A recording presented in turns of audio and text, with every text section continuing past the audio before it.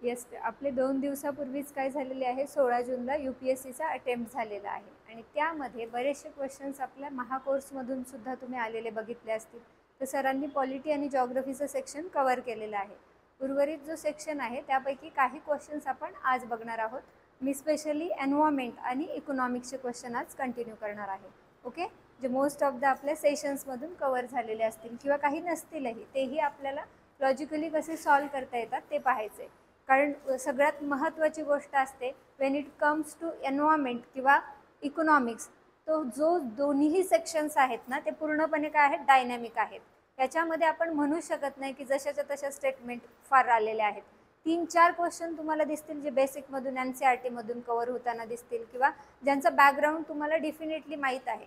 पण उर्वरित क्वेश्चन जे असतात ना ते most of the current event आणि लॉजिकल गेस किंवा इंटेलिजंट गेस ज्याला म्हणतो, डिडक्शन मेथड यांचा वापर करून काय करावे लागतात, सॉल्व करावे लागतात. तर आपण सुरुवात करूया आपल्या आजच्या सेशनला. यामध्ये पहिला क्वेश्चन जो आहे तुमचा, with reference to perfluoroalkyl and polyfluoroalkyl substances, ज्याला शॉर्टमध्ये काय म्हणतात, PFAS, that are used in making many consumer products. Okay, consider the following statement. आता हा क्वेश्चन आपल्याला काय बघायला मिळतोय, एन्व्हायरमेंटचा आहे, बरोबर की नाही. कारण का, तर तुम्ही काय करताय, स्टेटमेंट दिलेले आहेत की हे कशात वापरलं जाते. तर हा मोस्ट ऑफ द मी तुम्हाला एक मायक्रोप्लास्टिकची कन्सेप्ट ऑलवेज पोल्युशनमध्ये सांगत आलेली आहे, किती महत्त्वाची आहे. ओके, सो हा पार्ट जो आहे तो कुठून कव्हर होतोय, पोल्युशन या टॉपिक. प्लस इथे एक वर्ड काय ॲड केला, कन्झ्युमर प्रोडक्ट. कन्झ्युमर प्रोडक्ट आपण कुठे स्टडी केलेले आहेत, इकॉनॉमिक्स सुरुवातीलाच आहे की नाही. कन्झ्युमर ड्युरेबल पहिल्याच टॉपिकमध्ये तुम्हाला कव्हर होताना दिसत असतील. सो कन्झ्युमर प्रोडक्टचा अर्थ काय होतो की ते इंडस्ट्रीमधून बाहेर आलेले प्रोडक्ट आहेत आणि हे काय झालं, एक प्रकारचं असं सबस्टन्स जे इंडस्ट्रीमध्ये यूज करतात. आपल्याला माहीत नाही आहे, त्याचा फॉर्म्युला माहीत आहे का, नाही आहे. आपल्याला फॉर्म्युला स्टडी करायचा आहे का, नाही. तेवढं डिटेल क्वेश्चन आपल्याला येणार का, नाही. केमिस्ट्रीचा पार्ट आहे पण फार रेअरली तसा क्वेश्चन येतो. त्यामुळे आपल्याला कॉमन सेन्स आणि इंटेलिजंट गेस याच्या बेसिसवर काय करायचं आहे, क्वेश्चन सॉल्व करायचं आहे. ओके, सो इथे पहिलं स्टेटमेंट बघा, PFAS are found to be wide spread in drinking water, food packaging materials. PFAS हे जे आहेत हे काय केले जातात, आपण ड्रिंकिंग वॉटरसाठी वापरतो, फूड म्हणजेच अन्न, जे काही फूड प्रोडक्ट्स असतात त्यांच्यासाठी वापरतो आणि फूडचं पॅकेजिंग मटेरियल जे आहे त्यांच्यासाठी वापरतो. तर यांच्या क्वालिटीज काय असतात माहिती आहे का, लॉंग ड्युरेशनसाठी ते एन्व्हायरमेंटमध्ये तसंच राहतात. ज्याला एक पर्टिक्युलर वर्डसुद्धा आहे, म्हणजे ज्याचं डिकम्पोजिशन होत नाही आहे. फिक्स प्रोडक्ट्स असतात नाही का काही, जे तसेच्या तसे, प्लास्टिक डिकम्पोज होईल का, नाही. सो त्याच्यासारखं आपल्याला काय बघायला मिळतं, हे प्रोडक्ट्स बघायला मिळतात जे काय करतात, लॉंग ड्युरेशनसाठी तसेच राहतात पर्यावरणात, याचा अर्थ. आणि हे पॅकेजिंग मटेरियल किंवा यांच्यामध्ये एक आणखी ॲबिलिटी काय असते, ते हीट आणि वॉटरला रेजिस्ट करू शकतात, म्हणजे पॅकेजिंगसाठी वापरले जाऊ शकतात. त्यांचं बेसिक एक ती गोष्ट आपल्याला कळते. PFAS are not easily degraded in the environment, बरोबर आहे. आणि persistent exposure to PFAS can lead to bioaccumulation in animal bodies. आता आपलं EVSचं पहिलंच लेक्चर झालेलं आहे, बरोबर. दुसऱ्या-तिसऱ्या लेक्चरच्या वेळेस तुम्हाला बायो मॅग्निफिकेशन हे काय करायला मिळेल आणि बायो ॲक्युम्युलेशन ही सुद्धा काय मिळेल, डेफिनेशन तिथे बघायला मिळेल. म्हणजे इथे बघा किती पार्टला टच करून आला हा क्वेश्चन. कोणत्या एका याच्यामधून स्ट्रेट फॉरवर्ड विचारलं आहे का, कोणत्या करंटच्या एका न्यूजमधून आलं आहे का, नाही. तिथे तुम्हाला इकॉनॉमिक्सचा टच आहे, कारण का, कन्झ्युमर प्रोडक्ट्स, याचा अर्थ इंडस्ट्रीमधून बाहेर पडलेत, तर हे काय नाही आहे, ऑर्गॅनिक नसणार आहे. साहजिकच हे ऑर्गॅनिक नाही आहे, याचा अर्थ हे डिग्रेडेबल नसेल एन्व्हायरमेंटमध्ये, लॉजिकली, बरोबर की नाही. सो हा एक आन्सर आपल्याला मिळतो. आणि ते क्लू आपल्याला एक चांगला काय मिळतो की हे सेकंड सेक्शन जे आहे ते आपल्याला क्लिअरली कळतंय की PFAS are not easily degraded in environment, बरं की नाही. म्हणजे त्याच्यावरून आपल्याला आन्सर फाइंड आउट करता येतं. आपल्याला पहिलं आणि तिसरं माहीत पण नाही आहे. जर डिग्रेडेबल नाही आहे, that means it will be bio अक्युम्युलेट in human body और ॲनिमल्स. बायो अक्युम्युलेशनचा अर्थ काय होतो की एखादी कोणतीही गोष्ट जी आपण खाल्ली तर ती तशीच जमा राहते, तिचं डायजेशन होत नाही, ती ॲक्युम्युलेट होत राहते, म्हणजेच तशीच जमा राहते, त्याला म्हणतात बायो अक्युम्युलेशन. आणि बायो मॅग्निफिकेशनचा अर्थ काय, ती मल्टिपल होत जाते, मल्टिप्लाय होत जाते, वाढत जाते, त्याला काय म्हणतो आपण, बायो मॅग्निफिकेशन. ह्या दोन्ही टर्म तुम्हाला सुरुवातीला बघायचे एन्व्हायरमेंटच्या सेशन्समध्ये. ओके, पहिली स्टेटमेंट आपल्याला काय दिसते, यस पॅकेजिंग मटेरियलमध्ये यूज केली जाते. ड्रिंकिंग वॉटरच्या ज्या बॉटल्स असतात आपण त्यांच्यामध्ये पण मटेरियल बघू शकतो. आणि थर्ड काय आहे, फूड प्रोडक्ट. तर ऑब्व्हियस पॅकेजिंग मटेरियल म्हणजे संदर्भात आता टाटाचे प्रोडक्ट तुम्ही बघितले असतील, ते काय केले जातात, गरम पाण्यात टाकले जातात आणि त्या गरम पाण्यातून डायरेक्ट शिजून अन्न तयार बाहेर. बिर्याणी आहे, त्याच्यानंतर पावभाजी आहे, तुम्ही प्रोडक्ट यूज पण करून बघा, मी तर केलेले यूज, तर ते प्रोडक्ट आहेत. याचा अर्थ ते तसंच राहणार. म्हणजे काय, तर हे जे आहे पॅकेजिंग मटेरियलमध्ये यूज केल्यामुळेच हे बायो अक्युमुलेशन होतंय ना फूड प्रोडक्ट संदर्भात. सो पहिली स्टेटमेंट काय आहे, राईट आहे. Second statement, are not easily degraded in environment, right आहे. इथे काय आहे, हा नॉट आहे. म्हणजे याचा अर्थ ते पर्यावरणामध्ये जेव्हा एक्सपोज होतील त्यावेळेस ते डिकम्पोज होत नाहीत. बरोबर आहे, नाहीच होत. आज पॅकेजिंग मटेरियल प्लास्टिक हे होतात का, नाही. त्या पद्धतीचंच हे काय आहे, मटेरियल आहे आणि हे नाही होत. याचा अर्थ तुमची सेकंड स्टेटमेंट पण काय झाली,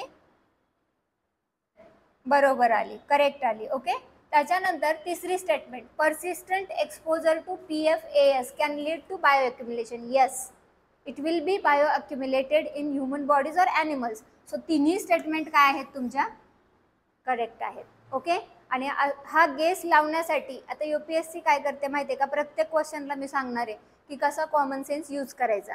इथे असे क्वेश्चन जेव्हा येतात तेव्हा आपल्याला आपण घाबरतो कुठे माहिती आहे, इथे. बरोबर की नाही, सगळं माहिती आहे आपल्याला, वाक्यांचा मिनिंग पण आपल्याला, स्टेटमेंटचा पण कळतोय, पण पहिली स्टेटमेंट बंबाड झाली आणि आपण ऑफ झालो, आपण डोकं चालवायचं बंद करतो. कारण का, आपल्याला वाटते की ते आपल्याला जमणारच नाही, हेवी वर्ड्स आहेत आणि हेवी वर्ड्स असल्यामुळे असं वाटते की शक्यच नाहीये, हे आपण करू नाही शकत, याच्याबद्दल कधी वाचलंच नाहीये. म्हणून जेव्हा पण तुम्ही अशा काही स्टेटमेंट येतील ना, तर करंटमध्ये किंवा इव्हन तुमचे EVS मध्ये बरीचशी असं नावं भेटतील, त्यांच्याबद्दल ना जास्त माहिती नाही काढायची, 3 ते 4 ओळी काढायच्या कधी पण. हे अशी नावं येतात ना न्यूजपेपरमध्ये वगैरे, तुम्ही नेहमी वाचत असाल, तर 3 ते 4च ओळी माहीत काढायच्या. काय तर त्याचा आता इथे शॉर्ट फॉर्म आहे आणि लॉंग फॉर्म आहे. एक ओळ मिळाली तुम्हाला, एक इन्फॉर्मेशन. दुसरं मी काय म्हणाले, ते काय आहे, जास्त काळ, दीर्घकाळ वातावरणात तसंच राहतं एन्व्हायरमेंटमध्ये. याचा अर्थ ते परमनंटली राहतंय, ते डिग्रेडेबल आहे का, नाहीये. दुसरी स्टेटमेंट. आणि ह्या 2 स्टेटमेंटच्या बेसवर तुमच्या ह्या दोन्ही स्टेटमेंट क्लिअर होतात की नाही. आणि तिसरी स्टेटमेंट ते कुठे यूज केलं जातं, पहिली स्टेटमेंट क्लिअर होते. सो 3 ते 4 पॉईंट पिक करा. जास्त माहिती असली पाहिजे असं नाही, कारण खूप एलिफंटाईन साईजचा डेटा आहे करंटमधून किंवा जनरल, आणि तुम्ही सगळं करू शकता का कवर, नाही. सो अशा पद्धतीने इथे तुम्हाला काय बघायला मिळतं, तिन्ही स्टेटमेंटचा मीनिंग. ओके, पहिला हा क्वेश्चन क्लिअर आहे, क्वेश्चन क्लिअर आहे. ओके, आता दुसरं बघा, कन्सिडर द फॉलोविंग. ओके, पुढील गोष्टींना विचारात घ्या. ओके, ह्या गोष्टींना पहिलं काय आहे, कॅराबिड बिटल्स, जे इथे बघायला मिळतं तुम्हाला, त्याला काय म्हणतात, कॅराबिड बिटल्स. थंडीच्या दिवसात अशी पाखरं जी छोटी छोटी आहेत इन्सेक्ट, ते उडताना दिसत असतील तुम्हाला जास्तीत जास्त, बरोबर की नाही, थंड वातावरणात, त्याला म्हणतात कॅराबिड बिटल्स. आपल्या लोकल लँग्वेजमध्ये खूप सारी नावं आहेत, इवन आपले ऑनलाईनचे स्टुडंट बरेचसे नावं सजेस्ट पण करतील. ओके, सो त्याच्यानंतर दुसरं काय आहे, घोणसारखं दिसतं बघा ते, बरोबर की नाही, त्याला म्हणतात सेंटिपेड्स, त्याला काय म्हणतात, सेंटिपेड्स. आणि तिसरं आहे फ्लाईज. फ्लाईजचं मी इथे दिलेलं नाही पिक्चर, माशी जी काय आहे जनरल, आपण ज्या माशा बघतो, बरोबर की नाही, आता पावसाळा आले, खूप साऱ्या माशा तुम्हाला घोंगवताना दिसतील, कारण का, डिकम्पोज होत असतो, ओलाव्यामुळे बरेचसे मायक्रो ऑर्गॅनिझम तिथे ग्रो होत असतात आणि त्या घाणीमुळे त्या अट्रॅक्ट होतात, बरोबर की नाही. सो ओलावा सुद्धा त्यांना तिथं मिळतो, तो ह्या flies. Then termites. Okay, termites तुम्हाला हे बघायला मिळतील. आणि पुढचं आहे वास्प. हे बघा वास्प, वास्पवर 2023ला पण पर्यायामध्ये विचारलं गेले आणि 2024ला पण आले, इव्हन 2024ला 2 वेळा आले वाटतं हा शब्द. तर हे वास्प आहेत. वास्प म्हणजे तुम्ही मधमाशीचा पोळा बघितला असेल ना, त्या मधमाशीच्या पोळ्यामध्ये बऱ्याचदा मध असते, काही पोळ्यामध्ये हेवी असतात, लोडेड असतात, त्या माशा डिफरंट असतात, बरोबर की नाही. त्या काय करतात, जास्तीत जास्त मध तयार. आणि दुसरा असा एक पोळा असतो जो ब्लँक एकदम पोकळ दिसतो तुम्हाला, घरामध्ये असेल पण, बरोबर की नाही, आणि ज्याच्यामध्ये मध नसतं त्यांना वेगळ्या चावक्या माशा म्हणून पण ओळखतात. ओके, आणि त्या खूप ॲग्रेसिव्ह असतात, कारण त्यांच्यामध्ये मध नाही, ते त्याच गोष्टींना काय करतात, कुरतडतात आणि एक लिक्विड फॉर्म करून ते हे स्ट्रक्चर तयार करतात, जे मधमाशाच्या पोळ्याप्रमाणे दिसते, पण त्याच्यात मध आहे का, नाही. तर त्याला काय म्हणू आपण, वास्प. ओके, सो हे टर्माइट्स आहेत. त्याच्यानंतर हे कॅराबिड बिटल्स आहेत, सेंटिपेड्स आहेत, फ्लायज म्हणजे माशी, टर्माइट्स म्हणजे हे तुम्हाला चित्र इथे दिसतं जी वाळवी आहे त्याला आपण म्हणू शकतो, आणि देन वास्प आहेत जे ते आहेत. ओके, तर यांच्यामध्ये क्वेश्चन बघा. आता हा वर्ड आपल्याला माहित नाहीये, आपल्याला इथला फक्त एकच वर्ड माहित आहे, बरोबर की नाही? बाकीची आयडिया आहे का आपल्याला? नाही आहे. ओके, तर इथे वर्ड काय वापरलेला आहे? Parasitoid species are found in how many of the above kind of organism. याच्यापैकी किती ऑर्गॅनिझम मध्ये आपल्याला पॅरासिटॉइड स्पेसीज, पॅरासाइटचा अर्थ काय होतो? मूवी पण होता बघा एक पॅरासाइट, माहिती आहे तुम्हाला पॅरासाइट मूवी? ऐकलं असेल ना, परजीवी. बरोबर दिव्या, तुम्ही उत्तर दिलेलं आहे परजीवी. आणखी पॅरासाइटचा अर्थच परजीवी होतो. पॅरासाइट म्हणजे अशी गोष्ट जी काय करते, दुसऱ्याच्या सेलवर लिव्ह करते, जगते, त्याला आपण काय म्हणू? पॅरासाइट म्हणू. ओके, सो अशा पद्धतीने इथे पॅरासिटॉइड स्पेसीज कोणकोणते आहेत ते विचारलेलं आहे. आता या चारींपैकी स्वतः काय करतायत का? माशी. माशी काय करणार? एखाद्या गोष्टीवर, याचा अर्थ काय, एखाद्या दुसऱ्या ऑर्गॅनिझमवर ते बसणार आणि त्याला खराब करणार. कारण का? परपोषीचं काम काय? दुसऱ्याचं पोषण शोषून घेणं, बरोबर की नाही? वाळवी, वाळवीवर आणखी एक क्वेश्चन आलेला की वाळवीच्या पोटात कोणता गॅस सापडतो, तर ते कोणता गॅस सापडणार? मिथेन. कारण का? मिथेन म्हणजे ऊडमध्ये आपल्याला बघायला मिळेल मिथेन, बरोबर की नाही? ऊड कशाचं कंपोजिशन आहे? मिथेनचं. आणि त्यांनी जर खाल्लं तर पोटात पण तोच गॅस असणार की नाही? मिथेन. सो दॅट्स वाय वाळवीच्या पोटात कोणता गॅस बघायला मिळेल तुम्हाला? मिथेन. पण असं क्वेश्चन ऐकलं तर आपण काय होतो? आधी भांबावून जातो, हे कोणता क्वेश्चन विचारलाय. आपण लॉजिकली जायचे ऑलवेज. ओके, सो इथे तुम्हाला पॅरासिटॉइड स्पेसीजचा अर्थ काय कळेल की दुसऱ्यांवर जीवन जगतायत. ओके, सो आता इथे तुम्हाला कळाल्या पॅरासिटॉइड स्पेसीज म्हणजे काय? दुसऱ्यांवर त्यांनी काय केलेलं आहे? जीवन. आणि ऑल स्पेसीज येतात की नाही त्याच्यामध्ये? फ्लाय आहे, एखाद्या गोष्टीला ती खराब करून टाकणार की नाही? फ्लाय पण खराब करते. सो फ्लायचं पिक्चर नाही, पण ह्या सगळ्या काय करतात? दुसऱ्याचं शोषण करतात. आणि स्वतः आपण जे रिलेशन्स सुद्धा बघणार आहोत एन्व्हायरमेंटमध्ये, सुरुवातीचा पहिला टॉपिक आहे ना, त्याच्या 2 स्पेसीजमध्ये कशा प्रकारचे रिलेशन बनतात हे सुद्धा आपल्याला बघायचं आहे. ओके, सो त्यावेळेस हे क्लिअर होईल. तर इथे काय आहे? सगळ्या स्पेसीज येत आहेत. त्याच्यानंतर कन्सिडर द फॉलोविंग प्लांट्स, याच्यामध्ये आहे ग्राउंडनट, हॉर्सग्राम आणि soybean. Okay, consider the following plants, groundnut, horsegram आणि काय आहे? सोयाबीन. आता पुढे विचारले how many of the above belong to pea family. Pea म्हणजे काय? वाटाण्यासारखं, बरोबर की नाही? ज्याचे द्विदल असतात, बरोबर की? कडधान्य जे आपण बघतो त्यांच्यामध्ये काय असतात? जर समजा आता पावसाळ्याचे दिवस आहेत, तुम्ही त्याच्यामध्ये पाण्यामध्ये भिजून ठेवा आणि दुसऱ्या दिवशी मोड येताना लगेच 2 पानं फुलतील. ज्या 2 डाळ्या असतात त्या 2 पानांमध्ये येतात, द्विदल वनस्पतींचा प्रकार. आता तुम्ही ग्राउंडनट म्हणजे काय? शेंगदाणा, सेम तयार होईल की नाही? 2 पानच आधी येतील, डायकोटिलिडॉन्स म्हणतात. देन तुम्ही हॉर्सग्राम म्हणजेच काय? चणा, चणे जे असतात ते, बरोबर की नाही? सो हे चणे 2च डायकोटिलिडॉन. आणि सोयाबीन पण सेम, बीस असते की नाही? 2 कोटिलिडॉन असतात. तर इथे लॉजिक काय लावायचं होतं? हे सगळे काय आहेत? P family. आता इथे कन्फ्यूज बघा एक्झाम कशी करते. इथे पी असतं ना, belongs to the type of P, तर आपल्याला लगेच सोपं वाटलं असतं. पण इथं हा फॅमिली वर्ड आला आणि आपण काय होणार? आपण जाणार क्लासिफिकेशन, कुठे? बायोलॉजी. आणि त्या बायोलॉजीच्या क्लासिफिकेशनमध्ये आपल्याला काही आठवणार नाही की पंचसृष्टी वर्गीकरण आणि त्याच्यामध्ये कोणत्या स्पेसीज येतात, आणि आपण तिथं काय होणार? कन्फ्यूज होऊन जाणार, बरोबर की नाही? तर हे होतं. तर इथे पी याच्यामध्ये काय येणार? ऑल 3 आपल्याला बघायला मिळतात. देन पुढचं बघा, consider the following statement. Okay, काय स्टेटमेंट आहे? The Indian flying fox, Indian flying fox ही काय आली? स्पेसीज आली. Okay, is placed under vermin category in the wildlife protection. इथे लाईव्ह झाले वाईल्ड लाईफ प्रोटेक्शन ॲक्ट 1972.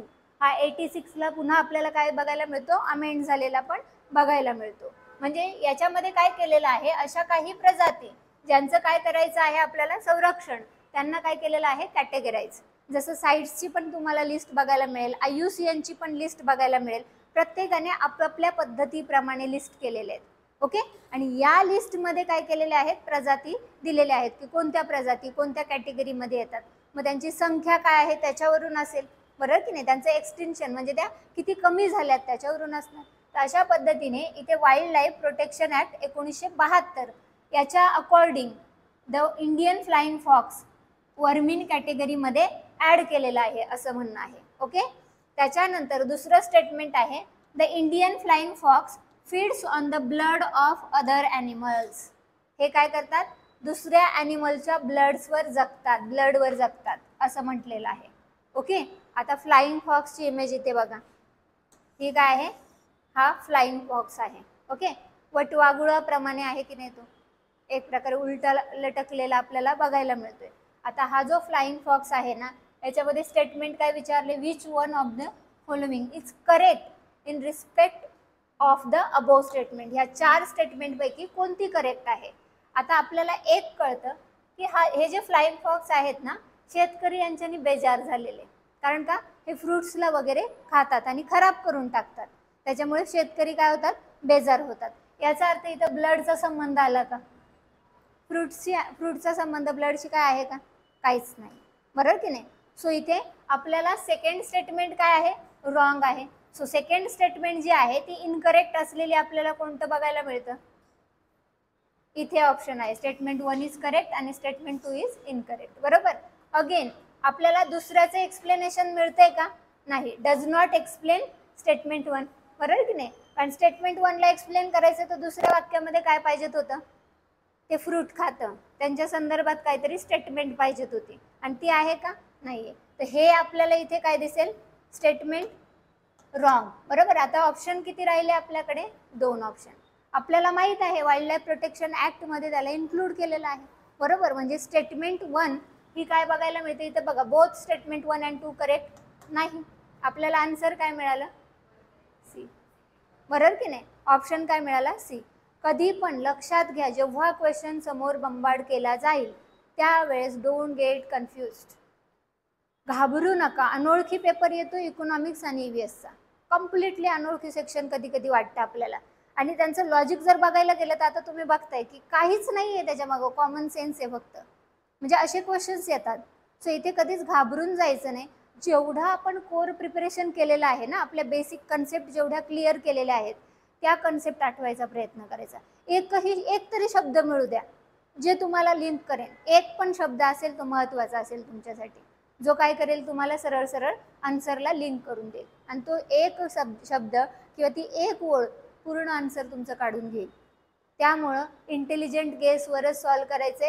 हे मेंटल प्रिपरेशन बिफोर एक्झामिनेशन ठेवायचं आपण. मला इंटेलिजंट गेस लावायचे आणि माझी बेसिकची बरीचशी काय काय झालेली आहे, रिव्हिजन झालेली आहे. ओके. सो हा लॉजिक कळालं तुम्हाला. हे काय होती, डिडक्शन मेथड. याच्यात आपण काय केले, स्टेटमेंट एक्सक्लूड केले. आता पुढचा क्वेश्चन बघा. द ऑर्गॅनिझम्स सिकाडा हे जे आहे ते, ओके, फ्रॉग हॉपर आणि पॉन्ड स्केटर, हे 3 इमेजेस तुम्हाला बघायला मिळतात. Are type of birds, fish, insects आणि रेप्टाइल्स हा क्वेश्चन विचारलेला आहे.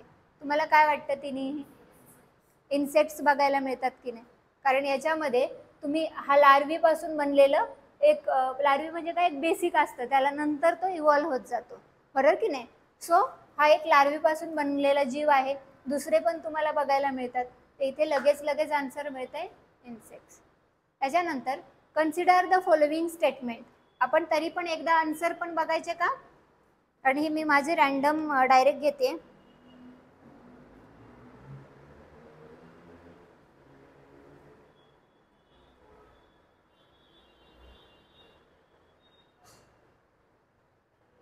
कारण कसं आपल्याला खात्री असलेली बरी ना, उगीच मिस्टेक नको व्हायला.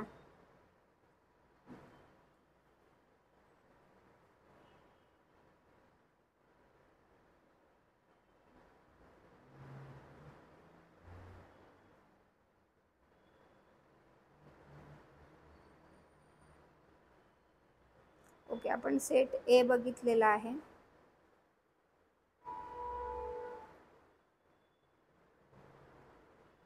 पहिल्यापासून घ्यायचे.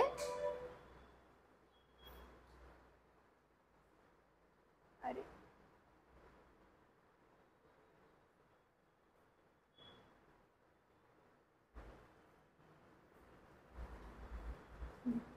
इथून पहिल्या क्वेश्चनचा आन्सर काय होतं, डी होतं, बरोबर आहे. दुसरा क्वेश्चनचा आन्सर काय आहे?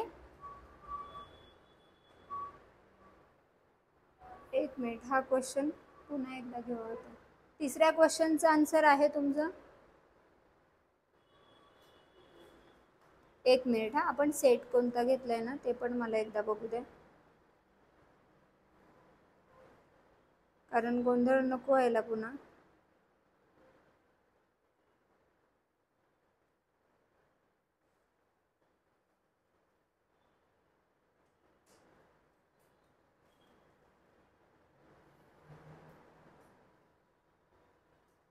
थोडा वेट करा, पण मिस्टेक नको.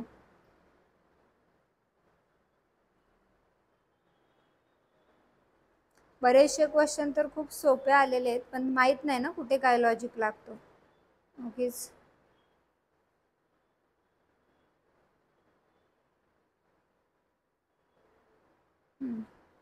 ग्राउंड नट्स आहे, बरोबर आहे. याचं डीच आहे याचं.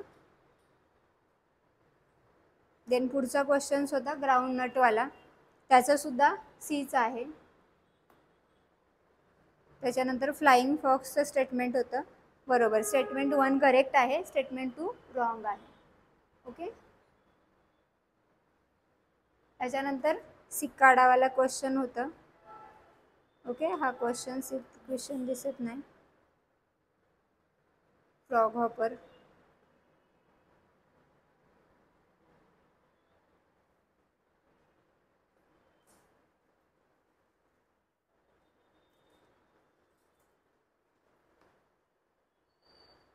इन्सेक्टच आहे, हे सुद्धा काय आहे, बरोबर आहे. त्याच्यानंतर पुढचं आहे हा चेविंग गमवाला क्वेश्चन. ओके, हे पण आपण परत चेक करू. Consider the following statement, statement 1 आणि स्टेटमेंट 2 असे दोन स्टेटमेंट दिलेले आहेत, ज्यांना आपल्याला काय करायचंय, विचारात घ्यायचे, कन्सिडर करायचे.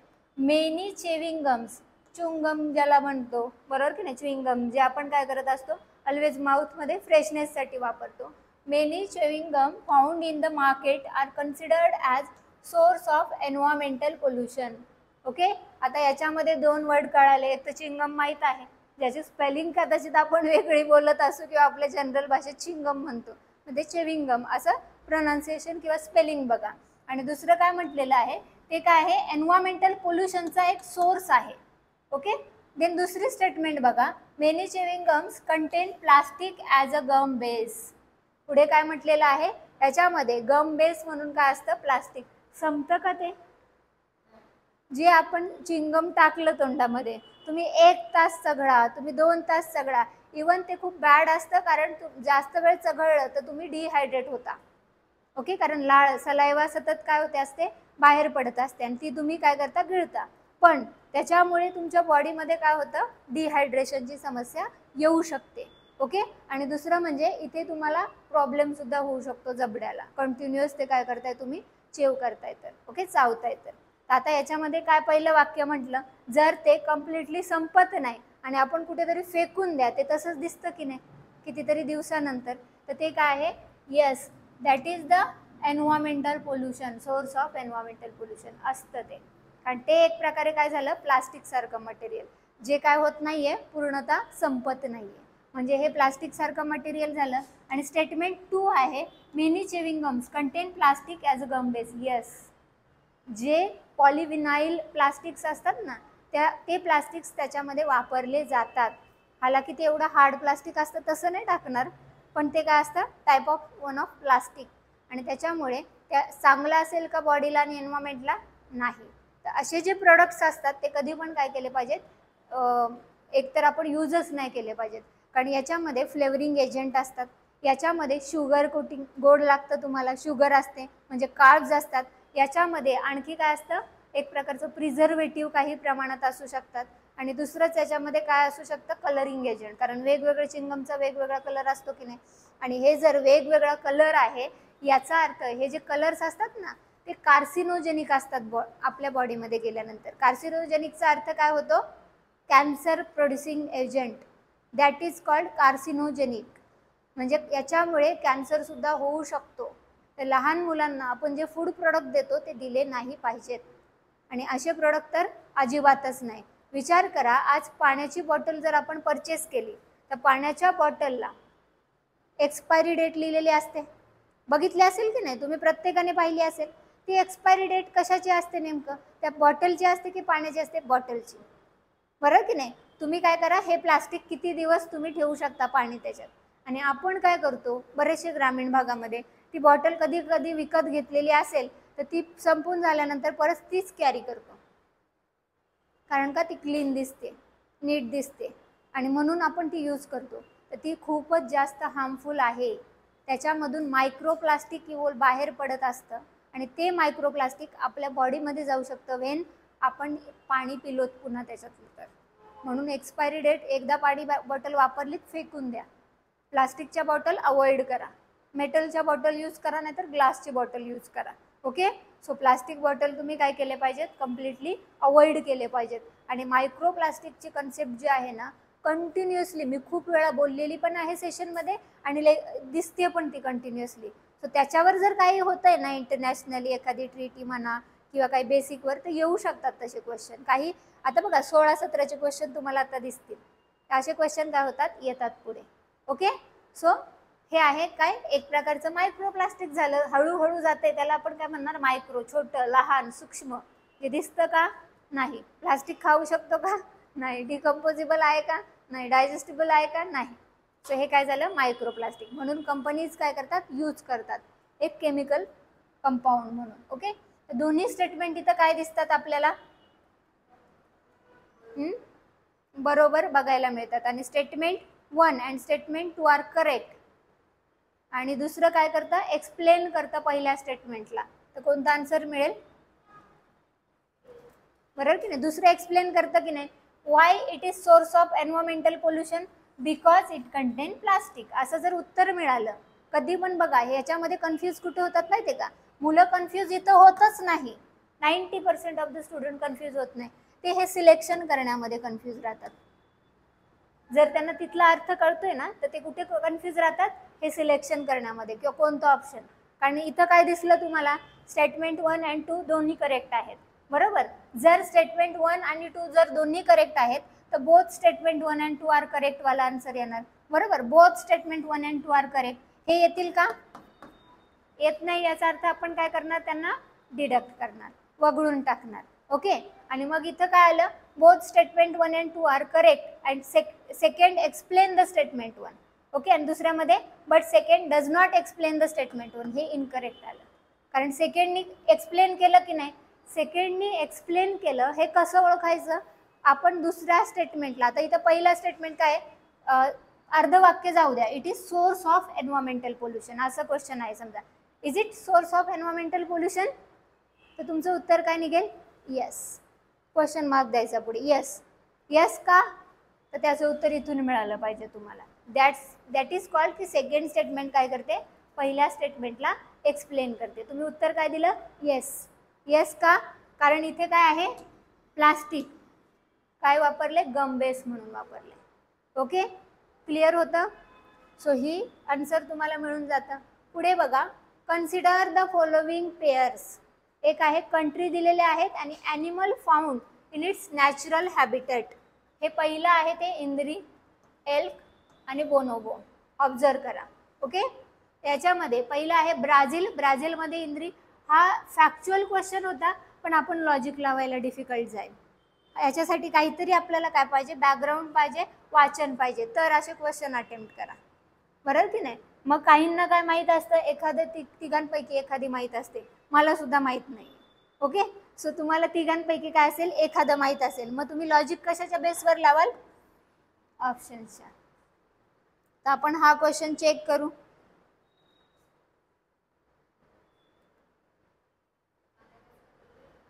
हां, एकदा चेक करू ना, उगीच कशाला कन्फ्युजन.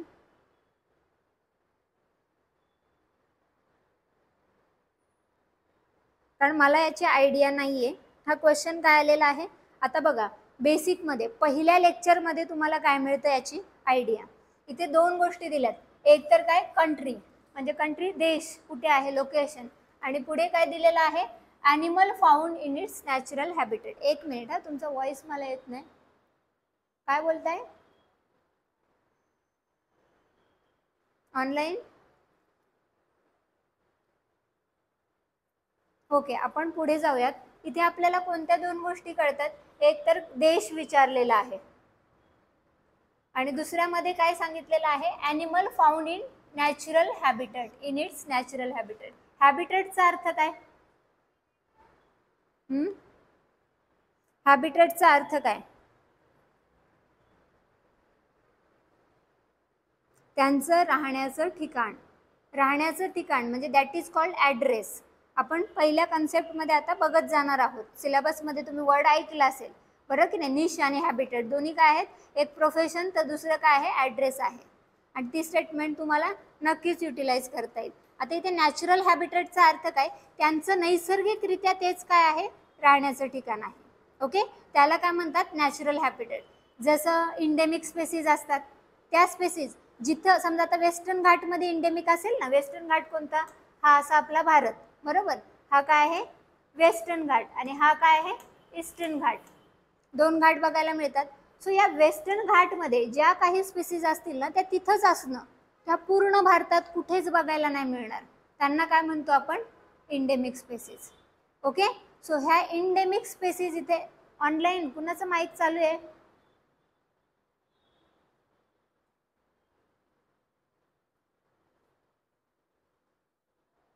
ओके, कारण कंटिन्यू हेडफोनमध्ये आवाज राहतोय. ओके, कुठे होतो आपण? वेस्टर्न घाट आणि ईस्टर्न घाटवर. ओके, इथे आपल्याला काय बघायला मिळतात? ह्या स्पीसीज इथं आहेत ना, त्या फक्त इथंच असतील. तुम्ही पूर्ण भारतात बघा किंवा पूर्ण जगात शोधा, त्या दुसरीकडे नाही. त्याला म्हणतात इंडेमिझम. इंडेमिझमचा अर्थ काय? जिथं आहेत तिथंच असणं, दुसरीकडे भेटणार नाही. त्याला काय म्हणतो आपण? Endemic species. अशा प्रजाती ज्या एखाद्या पर्टिक्युलर ठिकाणी असतील तर त्या तिथेच असतील, दुसरीकडे बघायला मिळत नाहीत. ओके, मग आता हे नॅचरल हॅबिटॅट झालं त्यांचं, बरोबर की नाही? तिने तुम्हाला प्रजातींचा मी फोटो सुद्धा इथे दिलेला आहे, तोही तुम्ही बघू शकता. आणि याच्यामध्ये म्हटलेलं आहे ब्राझील, इंडोनेशिया, मादागास्कर. ओके, आणि इकडे इंद्री, एल्क आणि बोनोबो. तर पहिलं जोडी दिलेली आहे ब्राझील आणि इंद्रीचं, म्हणजे ब्राझीलमध्ये इंद्री हे सापडतात असं म्हणणं आहे.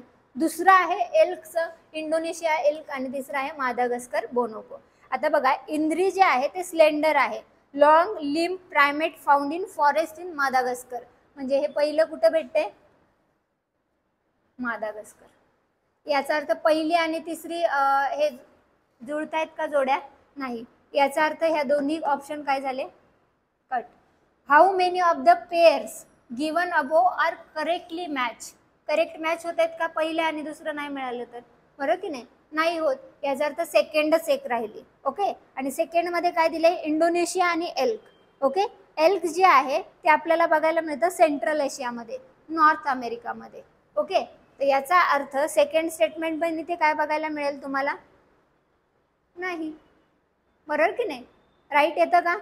नाही. कशामुळे तुम्हाला कळालं? मादागास्कर ज्यांनी स्टडी केलेला आहे त्यांना इंद्रीचं लॉजिक लागून जाईल, आणि एक लॉजिक लागलं तर याचा अर्थ ही जोडी बरोबर आहे का? मग नाही. म्हणजे पहिली जोडी काय झाली? चुकीची. दुसऱ्या जोडीला तसंच ठेवा. तिसऱ्या जोडीमध्ये जर इंद्री मादागास्करमध्ये आहे तर हे स्टेटमेंट तिसरी जोडी राईट येईल का? नाही. हे पण काय झालं? रॉंग. आता राहिलं काय? दुसरी स्टेटमेंट. म्हणजे इथं ऑप्शन कोणता? How many of the pairs, किती जोड्या आहेत ज्या काय झालेल्या आहेत? करेक्ट मॅच झालेल्या आहेत. त्याच्यापैकी 3 तर राहणार नाही, बरोबर की नाही? ऑप्शन कट झाला. 2 जोड्या पण बरोबर आहेत का? नाही. मग एकतर ओनली 1 किंवा नन. मग त्याच्यामध्ये आता सेकंड आपल्याला माहीत पाहिजे, हे कुठं आहे? नॉर्थ अमेरिका, बरोबर की नाही? सो याचा अर्थ इंडोनेशियामध्ये इथं राहील का ही जोडी? पण नाही. याचं ऑप्शन येतं नन. पण असे क्वेश्चन्स तुम्ही कधी कराल? ज्या वेळेस त्याच्यापैकी एखादा तरी क्लू तुमच्याकडे आहे. Otherwise skip it. All questions आपण करू शकतो का? नाही. असे काही क्वेश्चन ज्यांचा अंदाजच नाही आहे, स्किप करा. Better to skip. कारण निगेटिव्ह मार्किंग वाढवण्यापेक्षा इकडे तुम्ही ते वाचवा. 0.33ने पण इन किंवा आउट व्हाल, त्याच्यामुळे ते काय आहे? गरजेचं आहे. ओके, देन तुम्हाला दुसरा क्वेश्चन आहे याच्या पुढचा. हां, कन्सिडर द फॉलोविंग स्टेटमेंट. कशा संदर्भात आहे? आता बघा, हा क्वेश्चन का विचारला गेला असेल? वर्ल्ड टॉयलेट ऑर्गनायझेशन वर्षभरात 2 वर्षात काय अशा न्यूज आहेत की वर्ल्ड टॉयलेट ऑर्गनायझेशनवर क्वेश्चन आला असेल? हे त्यांचं काय आहे, लोगो. ओके का. एक आणखी क्वेश्चन आला होता यापूर्वी, आपण ट्रेनमध्ये जे टॉयलेट्स वापरले जातात ते काय होतात, बायोडिग्रेडेबल, डायरेक्ट नॅचरल आहेत किंवा तिथं त्यांचं डिग्रेडेशन होऊन जातं की नाही, ते तसंच पूर्ण एक्सक्रेटा पडणार आणि ते काय होणार, जमिनीवर मिसळतोय तर तो काय होणार, पूर्णपणे डिकम्पोज होणार. अशा लॉजिकचा आहे आणि त्याच्यावर क्वेश्चन पण आलेला होता, UPSCनेच विचारलेला. त्याच्यानंतर आपण ओपन डिफिकेशन फ्री इंडिया करण्याचं ठरवलं. हे कशाशी संबंधित आहेत, सगळे टॉयलेट लॉजिक. ओके, सो याच्या संदर्भातला हा क्वेश्चन आहे, ज्याच्यामध्ये तुम्हाला स्टेटमेंट दिलेले आहेत. पहिली स्टेटमेंट आहे, it is one of the agencies of United nation. Okay, पहिली स्टेटमेंट. देन सेकंड स्टेटमेंट आपल्याला बघायला मिळते, आता वर्ल्ड टॉयलेट ऑर्गनायझेशन जे आहे ते नॉन प्रॉफिट काय आहे, global non profit NGO like, बरोबर की नाही. ही काय आहे, नॉन प्रॉफिट कमिटेड ऑर्गनायझेशन आहे, जी टॉयलेट आणि सॅनिटेशनला पूर्णपणे मदत करते, जी फाउंड झालेली आहे 2001ला. याचा युनायटेड नेशन बरोबर काहीही संबंध नाही आहे. आणि युनायटेड नेशन बरोबर जर संबंध असता तर कुठे ना कुठे नाही न्यूजमध्ये त्याच्याबद्दल नक्कीच आपण बघितलं असतं. UNचे सगळे ऑर्गन ऑलमोस्ट आपल्याला माहीत असतात. UNEP बद्दल ऐकत असाल तुम्ही, UNDP बद्दल ऐकत असाल, UN नाव लावलेलं असतं. मग हे टॉयलेट ऑर्गनायझेशन जर युनायटेड नेशनचा तिथे संबंध असता किंवा त्याची एजन्सी असती तर इथं वर्ड काय आला असता, united nation world toilet organisation. Simple आहे, युनायटेड नेशनचं नाव आलं असतं की नाही. आणि जर ते नाही आहे तर पहिलं स्टेटमेंट राईट असणार की रॉंग असणार, रॉंग. कारण क्वेश्चनमध्ये विचारताना अर्ध विचारलं असतं का, नाही. तिथे काय विचारलं असतं, UNWTO हे आहेत, मग पुढं स्टेटमेंट आले असत्या, बरं की नाही. तर तो एक लॉजिक यूज करायचा होता. सेकंड स्टेटमेंट बघा, world toilet summit, world toilet summit, World Toilet Day and World Toilet College are initiative of this organization to inspire action to tackle the global sanitation crisis. Okay, second स्टेटमेंटमध्ये म्हटलेलं आहे की याच्यामध्ये world toilet एक summit घेण्यात येतं. समिटचा अर्थ काय, शिखर परिषद. कारण का, ही खूप मोठी समस्या झालेली आहे. वर्ल्ड टॉयलेट म्हणजे फक्त ओपन डिफिकेशनमधून होणार का प्रॉब्लेम सुरू पोल्युशनचा, हे हा जो क्वेश्चन आहे ना, हा पोल्युशनमध्ये पण इन्क्लूड होईल.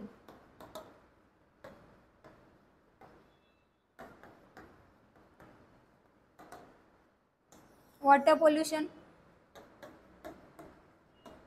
हेल्थ टॉपिकमध्ये कवर होईल, कारण का हेल्थ अँड सॅनिटेशन सोबतच येतात. तिथेही तुमचं काय होतं, हेल्थ अँड सॅनिटेशन इथेही कवर होतं. रँडम विचारलेला क्वेश्चन आहे, लॉजिक काय लावलं आपण, कशातून आला असावा, कारण सतत चर्चा आहे, आपण ओपन डिफिकेशन फ्री व्हायचं आहे आणि दुसरं याच धर्तीचा क्वेश्चन यापूर्वी UPSCने विचारला गेलेला. तर हे सेकंड स्टेटमेंट जे आहे, हे जे समिट झालं त्यामध्ये वर्ल्ड टॉयलेट डे सेलिब्रेट करण्याचं ठरलं. देन वर्ल्ड टॉयलेट कॉलेज जे आहेत ते काय केले, हे इनिशिएटिव्ह घेण्यात आले, जेणेकरून हा एक ग्लोबल सॅनिटेशन क्रायसिस आहे. कितीतरी आजार, सगळ्यात जास्त आजार कोणत्या प्रदूषणातून होतात, वॉटर पोल्युशन, बरोबर की नाही. सगळ्यात जास्त डिझिजेस कशातून होतात, वॉटर पोल्युशन. आणि जर ते पाणी, जलप्रदूषण किंवा पाणी प्रदूषणातून होत असतील, याचा अर्थ हे ग्लोबल सॅनिटेशन क्रायसिस झालं की नाही. आणि अजूनही आज आपण 21व्या शतकात आहोत, अजूनही जर आपल्याकडे टॉयलेट्स तेवढे उभारले गेले नसतील, अजूनही ओपन डिफिकेशन बघायला मिळत असेल तर ती शोकांतिका म्हणायची की नाही. मग 2 ऑक्टोबर जो स्वच्छता दिवस आपण करतोय, ओपन डिफिकेशन फ्री इंडियाला डिक्लेअर करतोय आपण, बरोबर की नाही. प्रदूषणामध्ये आपण काय करतोय, ट्राय करतोय की जास्तीत जास्त प्रदूषण रोखलं जावं. आणि मग ह्या गोष्टी काय आहेत. आणि आपली इंडियाची जर सिच्युएशन सांगायची झाली ना, तर हे वॉटर पोल्युशन आहे जे हे जातं बघा, सिवेज म्हणजे माहीत आहे तुम्हाला, जे काही आपल्या वॉशरूममधून, टॉयलेटमधून बाहेर पडेल, बाथरूममधून जे काही घरातलं पूर्णपणे एक प्रकारे सांडपाणी, ते कुठे जातं, एकतर वॉटर बॉडीला. मग वॉटर बॉडी म्हणजे कोणती, नाला असेल, नदी असेल, समुद्र असेल, जवळ जे काय असेल तिथं काय केलं जातं, सोडलं जातं. ओके, आणि हे सोडल्यामुळे पुढे समस्या खूप साऱ्या उद्भवतात, डिझिजेसचं आउटब्रेक होतं. देन याच्याबरोबरच युट्रॉफिकेशनची प्रोसेस बघायला मिळते, अल्गल ब्लूम बघायला मिळतं तुम्हाला, जे काय आहे ते पुढेही मी एक्सप्लेन करीन. ओके, सो आता इथे विचार करा तुम्ही, ह्या वॉटर पोल्युशनमधून सगळं सांडपाणी कुठं गेलं आहे, एखाद्या वॉटर बॉडीमध्ये. वॉटर बॉडीमध्ये गेलं सांडपाणी सगळं. मग जर वॉटर बॉडीमध्ये सांडपाणी गेलंय याचा अर्थ आपण बघतो की तुम्ही बायोगॅसची कन्सेप्ट पण ऐकली असेल की नाही. बायोगॅस म्हणजे काय आहे, एक प्रकारे असा नॅचरल याच्यापासून तुमचं शेण आहे, बरोबर की नाही. आपलं टॉयलेट्स आहेत जे कनेक्ट केले जातात, पालापाचोळा आहे त्यांना काय केलं जातं, डिकम्पोस्ट केलं जातं एक प्रकारे, किंवा सडून त्यांचा काय केलं तर वापर करतात. आणि एक गॅसची काय असते, पाईप असतो ज्याच्यातून गॅस एक साईडला येतो आणि उरलेलं मटेरियल जे आहे ते खत म्हणून सगळं बाहेर पडतं. तुम्ही हे पाहिलं पण असेल. ओके, बायोगॅसची एक अशी इमेज असायची, आठवते का. आपण स्कूलला तर हे नक्कीच सगळ्यांनी केलं असेल अशा इमेजेस. आणि गावाकडे कुणी ना कुणीने पाहिलेलं असेल, मी पाहिलेलं होतं. बायोगॅसचा वापरही केलेला. याच्यातून जो गॅस येतो तो काय असतो, नॅचरल, प्युअर नॅचरल गॅस, ज्याचा आज आपण LPG वापरतो ना तसा त्याचा वापर केला जातो. आणि याच्यामध्ये इथे एक टाकी असते जिच्यातून काय होतं, एक आउटलेट पण असतं, जे पूर्णपणे जो सॉलिड बाहेर पडेल त्याला काय म्हणू आपण, प्रेसिपिटेट म्हणा किंवा एनी एक्सक्रेटरी मटेरियल जे काही आहे बाहेर पडेल, तर त्याचा काय वापर केला तो शेतामध्ये खत म्हणून वापर, ऑर्गॅनिक फार्मिंगसाठी. तर अशा सिस्टमचं हे बायोगॅस. आता समजा हे गेलं पूर्ण कुठे, आता हे बायोगॅस सिस्टम आपल्याला बघायला मिळते का, नाही. आता कुठे जाते सगळं, वॉटर बॉडीमध्ये. वॉटर बॉडीमध्ये गेल्यानंतर ही वॉटर बॉडी आहे समजा, जस्ट इमॅजिन हा पूर्ण काय नदी किंवा समुद्र आहे, याच्यामध्ये गेलं सगळं. याच्यामध्ये काय असणार, ऑर्गॅनिक मॅटर, बरोबर की नाही. ऑर्गॅनिक मॅटर म्हणजे काय, what is mean bye organic matter.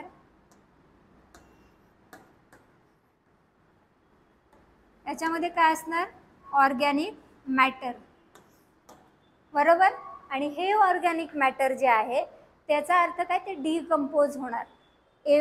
कोणतंही ऑर्गॅनिक मॅटर कन्सिडर करा. ऑर्गॅनिकचा अर्थ काय होतो, लिव्हिंग बिंगशी संबंधित, बरोबर की नाही. जे जिवंत गोष्टी आहेत त्यांच्यापासून मिळवलेलं त्याला काय म्हणणार आपण, ऑर्गॅनिक मॅटर, बरोबर की नाही. जे आर्टिफिशियल आहे त्याला काय म्हणणार, तुम्ही केमिस्ट्रीमध्ये शिकाल, इनऑर्गॅनिक म्हणणार. मग आता हे जेवढं काही ऑर्गॅनिक मॅटर आहे जे आपण विष्टेच्या स्वरूपात सुद्धा आहे, बरोबर की नाही. एक्सक्रेटा, टॉयलेट, त्याच्यानंतर आपल्या घरातली भांडी वगैरे त्यांचं जे काही अन्नधान्य त्याच्यातून जात असेल आउटलेटमधून, बेसिनमधून, ते सगळं काय झालं, ऑर्गॅनिक. आणि ते सडणार की नाही, आणि ते सडल्यानंतर त्याच्यापासून काय मिळणार, न्यूट्रिएंट्स मिळणार. दॅट मीन्स हे ऑर्गॅनिक मॅटर डिकम्पोज होतं. बाउन्स नाही ना जात, तुम्हाला समजतंय ना. जिथे नाही समजणार, शब्द नाही समजणार, मला विचारत चला, कारण आपण एका फ्लोमध्ये असतो ना, तर शब्द मला विचारत चला. ओके, तर इथे हे काय होणार, डिकम्पोज म्हणजेच काय, त्याचं विघटन होणार, सडून जाणार ते. आणि हे विघटन झाल्यानंतर आपल्याला पुढे काय बघायला मिळतं, याच्यापासून बनणार न्यूट्रिएंट्स. हे काय बनणार, न्यूट्रिएंट्स. आता हे न्यूट्रिएंट्स बनल्यानंतर हे वॉटर बॉडीमध्ये तुम्हाला काय काय बघायला मिळतात, वेगवेगळ्या वनस्पती, फ्लोटिंग प्लांक्टन, बरोबर की नाही, फिश, हे सगळं त्याच्यामध्ये आहे. खूप साऱ्या गोष्टी, व्हरायटी आहे. हे न्यूट्रिएंट्स ह्या प्लांटला, समजा हे फ्लोट करते प्लांट. ओके, हे काय आहे, फ्लोटिंग प्लांक्टन. म्हणजे काय, छोटे छोटे असतात, ग्रीन कलरचं. उन्हाळ्याच्या दिवसात तुम्हाला पाणी ग्रीनिश कलरचं दिसतं आणि ते हातात घ्यायची पण इच्छा होत नाही किंवा स्मेल तुम्हाला जमत नाही. आणि ते काय असतं, चिकट पण असतं कधी कधी ते पाणी. आणि ग्रीन डॉट्स असतात की नाही त्याच्यात, लेयर्स किंवा अशा काहीतरी लाईन्स, ते काय असतात, फ्लोटिंग प्लांक्टन्स. प्लांक्टनचा अर्थ काय, पाण्यातल्या वनस्पती.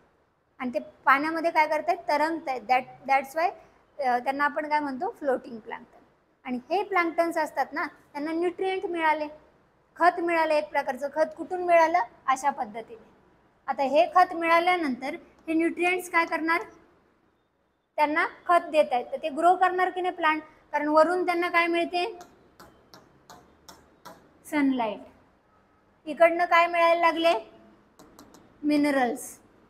म्हणजेच काय, त्यांचं एक प्रकारे त्यांच्या वाढीसाठी पोषक तत्वे, पाणी, मिनरल्स आणि सनलाईट यांच्या आधारावर ते काय करू शकतात. आणि वातावरणातून खूप मोठ्या प्रमाणात कार्बन डायऑक्साईड, हे काय करणार, फोटोसिंथेसिस, प्रकाश संश्लेषण. आणि या प्रकाश संश्लेषणामुळे त्यांची काय होणार, ग्रोथ अँड डेव्हलपमेंट, वाढ आणि विकास. आणि असे खूप सारे वाढू लागले तर एक अशी वेळ येते की पूर्ण लेअरच दिसते तुम्हाला पूर्णपणे रिव्हरवर, जे आपण खूपदा लेक्चरमध्ये पाहिले, खूप वेळा बघितलेलं आहे हे पोल्युशनच्या पार्टमध्ये. ओके, आणि या सगळ्या प्रोसेसला काय म्हणतात? युट्रॉफिकेशन. काय म्हणतात? युट्रॉफिकेशन. कशापासून? वेस्ट पासून काय बनले? पोषक तत्वे बनले. मग आता याचं तुम्ही म्हणाल मॅम चांगलंच आहे ना, सडून गेलं पोषक तत्वे झाले, पण ते कुठे बनतायत? पाण्यामध्ये. आणि पाण्यामध्ये जर वरची लेअर पूर्ण वनस्पतींची झाली तर जस्ट इमॅजिन करा हे फिश कसे जगतील? कारण ते काय करतायत? ऑक्सिजनला रात्री काय करणार? ते दिवसा काय करणार? कार्बन डायऑक्साईड सक आणि ऑक्सिजन बाहेर. पण रात्री काय करणार? उलट करणार की नाही प्रक्रिया? रात्री ते काय करणार? ऑक्सिजन सक करणार, कार्बन डायऑक्साईड बाहेर. आणि जर वरती पूर्ण लेअरच झालेली आहे तर खालच्या जे मॅमल्स आहेत ॲक्वॅटिक किंवा मरीन, त्याच्यामध्ये फिश वेगवेगळे मॅमल्स आले, त्यांना ऑक्सिजन कोण देणार? ते एकतर गुदमरणार आणि दुसरं म्हणजे काय? मरून जाणार. आता ते मेले, हे काय झाले? ही फिश सगळ्यांची डेथ झाली. सगळ्यांची काय झाली? डेथ. अगेन तिथं काय तयार होणार? ते काय आहेत? ऑर्गॅनिक, जिवंत. त्याच्यापासून ते काय जाणार? मेले. मेल्यानंतर ते काय होणार? सडणार. सडणार म्हणजे काय? पुन्हा न्यूट्रिएंट तयार होणार, डिकम्पोस्ट होणार. आणि डिकम्पोस्ट होऊन पुन्हा काय होणार?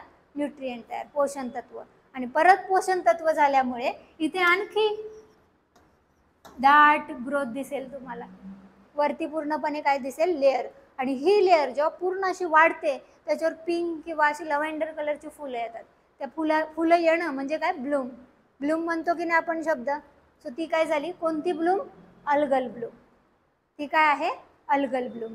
आणि ही अल्गल ब्लूमची कंडिशन आपल्याला भारतामध्ये आता खूप मोठ्या प्रमाणात दिसत असेल. तुमच्या आजूबाजूला पण तुम्हाला दिसत असेल. मी तर जस्ट मुंबईला जाताना टिटवाळ्याच्या तिथे नदी आहे, एक बाजूला पाणी आहे, एक बाजूला ग्रीन पूर्ण अल्गल ब्लूम आहे, आणि त्याला तर फुलं पण आलेत. म्हणजे समजणारच नाही तुम्हाला की तिथे नदी आहे.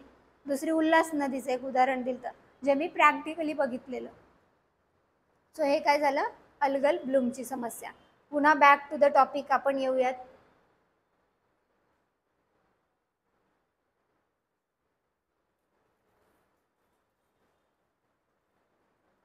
ओके, आता बघा हे जे इनिशिएटिव्ह आहेत ते घेतले गेलेत.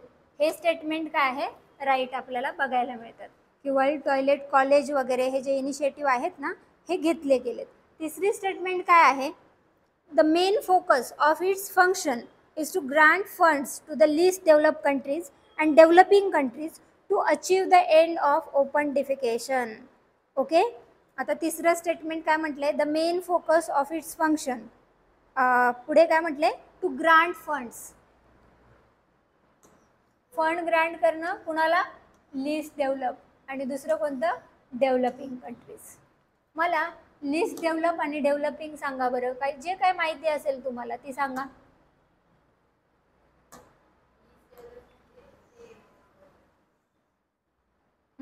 प्रयत्न करा.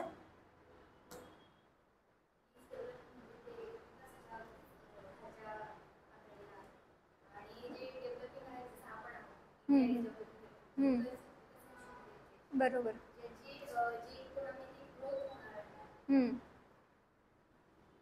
पहिला, दुसरा आणि तिसरा प्रकार. कंट्रीजला आपण विकासाच्या आधारावर 3 प्रकारात विभागतो. बरोबर. पहिलं कोणतं आहे? डेव्हलप, ज्यांचा पूर्ण विकास झालेला आहे. आता हे आपल्याला इकॉनॉमिक्सच्या पहिल्या टॉपिकमध्येच कव्हर होणार आहे. ओके, ज्यांचा पूर्ण विकास झालाय याचा अर्थ काय? त्यांचा लिव्हिंग स्टँडर्ड काय असणार? उच्च दर्जाचा. म्हणजे त्यांच्याकडे पुरेसा पैसा आहे म्हणून लोकांचं जीवनमान काय आहे?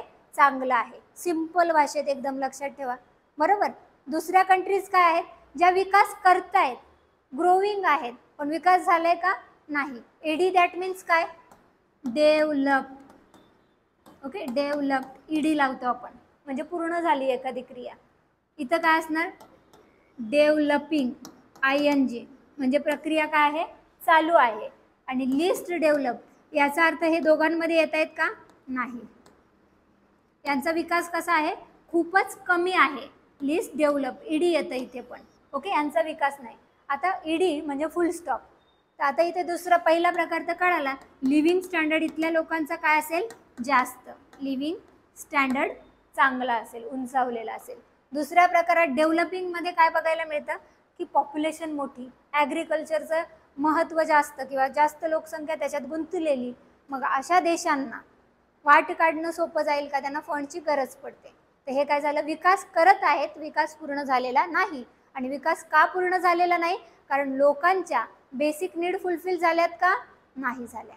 आणि लोकांच्या जर बेसिक नीड फुलफिल नाही झाल्या तर त्याला डेव्हलप्ड म्हणू का, नाही. इथं काय झाल्यात, फुलफिल झाल्यात. सो हे काय झालं, डेव्हलपिंग. आणि तिसरं काय आहे, लिस्ट डेव्हलप. आता ही कॅटेगरी आहे ना, ही काढून टाकलेली आहे. हा शब्द वापरणं पण काय आहे, चुकीचं आहे. कारण कोणताही देश जिथं आहे तिथेच थांबून राहील का. जस्ट इमॅजिन करा, नंबर ऑफ कंट्रीज आहेत पूर्ण वर्ल्डमध्ये आणि एखादा देश जो प्रगतीच करत नाही, असं भेटेल का शोधून. प्रत्येक देश काय करेल, काही ना काही नाही प्रयत्न करेल. हालाकी त्यांची ग्रोथ इतरांच्यापेक्षा काय असू शकते, कमी असू शकते, पण ते प्रयत्न मात्र नक्की करतील की आपण पण काय करायचे, लोकांच्या जीवनमानाचं स्तर उंचावायचे. तर ह्या 3 कॅटेगरीज आहेत. आता ही कॅटेगरीच नाही आहे, बरोबर. आता आपण काय केलंय, काढून टाकलंय. आणि दुसरं म्हणजे याचं मेन फोकस म्हटलंय काय, की याचं फंक्शन आहे फंड ग्रांट करणं. कुणाला, लिस्ट डेव्हलप आणि डेव्हलपिंग कंट्रीजला, जेणेकरून ते काय करतील, ओपन डिफिकेशन म्हणजेच काय, उघड्यावर शौच करणं हे बंद करतील. ओके. आता आपण इंडियामध्ये आहोत, आपण बोललोय की ओपन डिफिकेशन फ्री आहोत, मोस्ट ऑफ द झालेलंच आहे, आपल्याकडे टॉयलेट्स उभारलेले आहेत. आजही तुम्ही ग्रामीण भागात जाऊन बघा, प्रॅक्टिकॅलिटी काय आहे, खूप डिफरंट आहे. बरेचशा क्रिटिसिझमवाले गोष्टी अशा तुम्हाला बघायला मिळतील की ग्रामपंचायतीमध्ये शेड बांधलेले आहेत, रूम्स बांधलेले आहेत ना, लोक वापरच नाही करत. लोक कम्फर्टेबल नाही का, ते म्हणतात तिथे पाणीच नाही आहे तर टॉयलेट वापरणार कसं. मग हे लॉजिकली बसते का, आपल्याला पटतंय का, लॉजिकली पटण्यासारखं आहे का, नाही.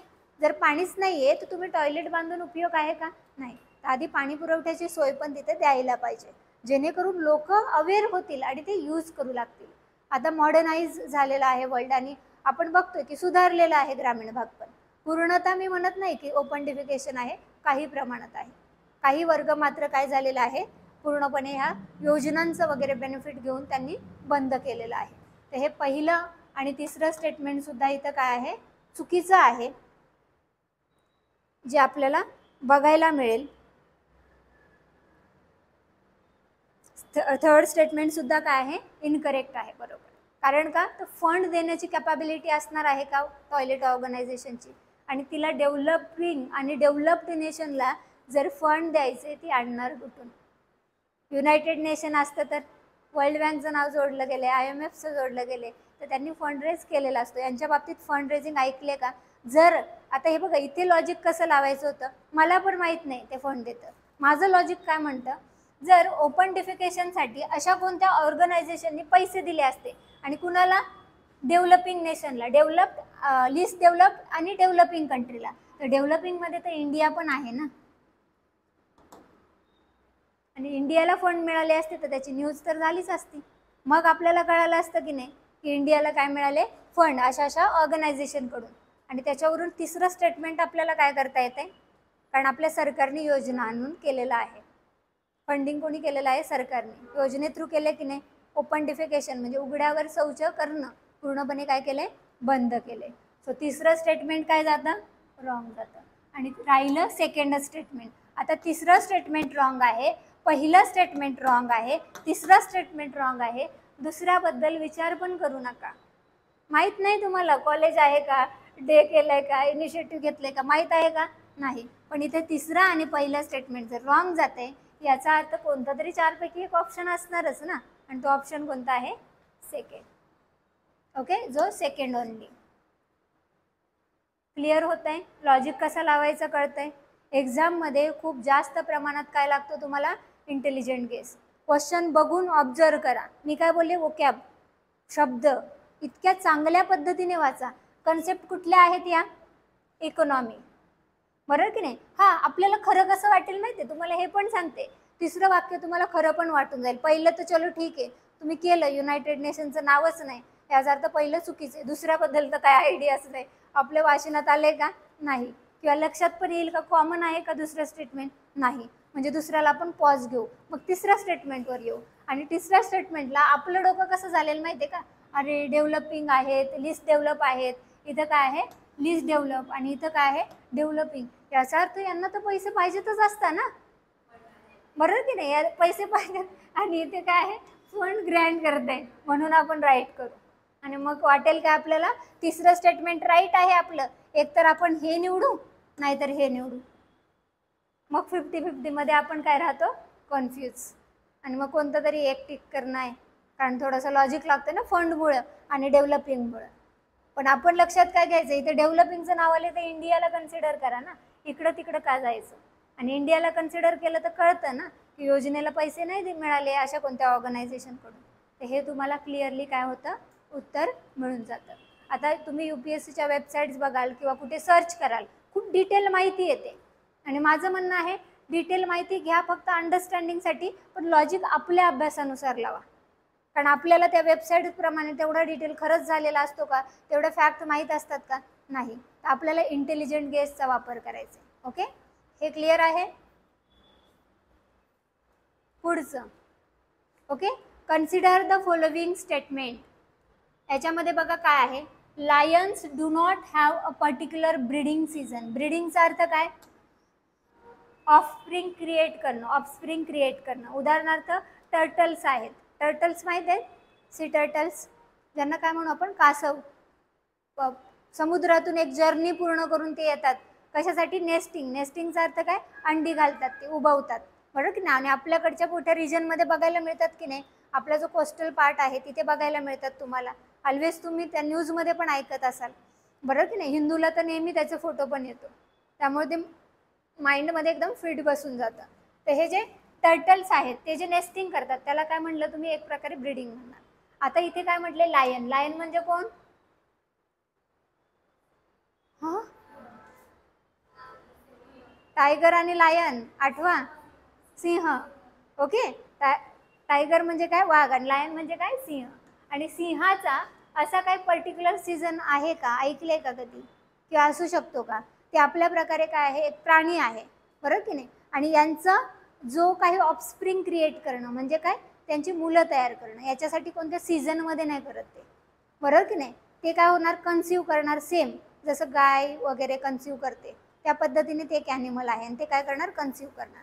म्हणजे काय, गर्भधारणा एक प्रकारे झाली. आणि त्याच्यानुसार यांचं आपण लॉजिकली जर आपण अलाइन करायचं झालं तर आपण एक बायोटिक पोटेन्शियल म्हणून टर्म बघितलेली आहे सुरुवातीच्या लेक्चरमध्ये जुन्या स्टुडंटसाठी.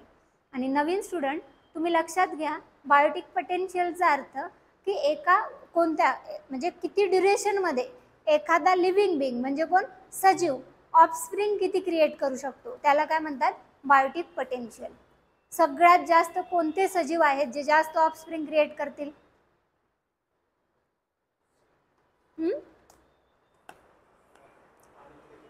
पाण्यातले. ओके, आणखी जस्ट इमॅजिन करा, लिव्हिंग बिंगला किती कॅटेगरीमध्ये डिवाइड कराल.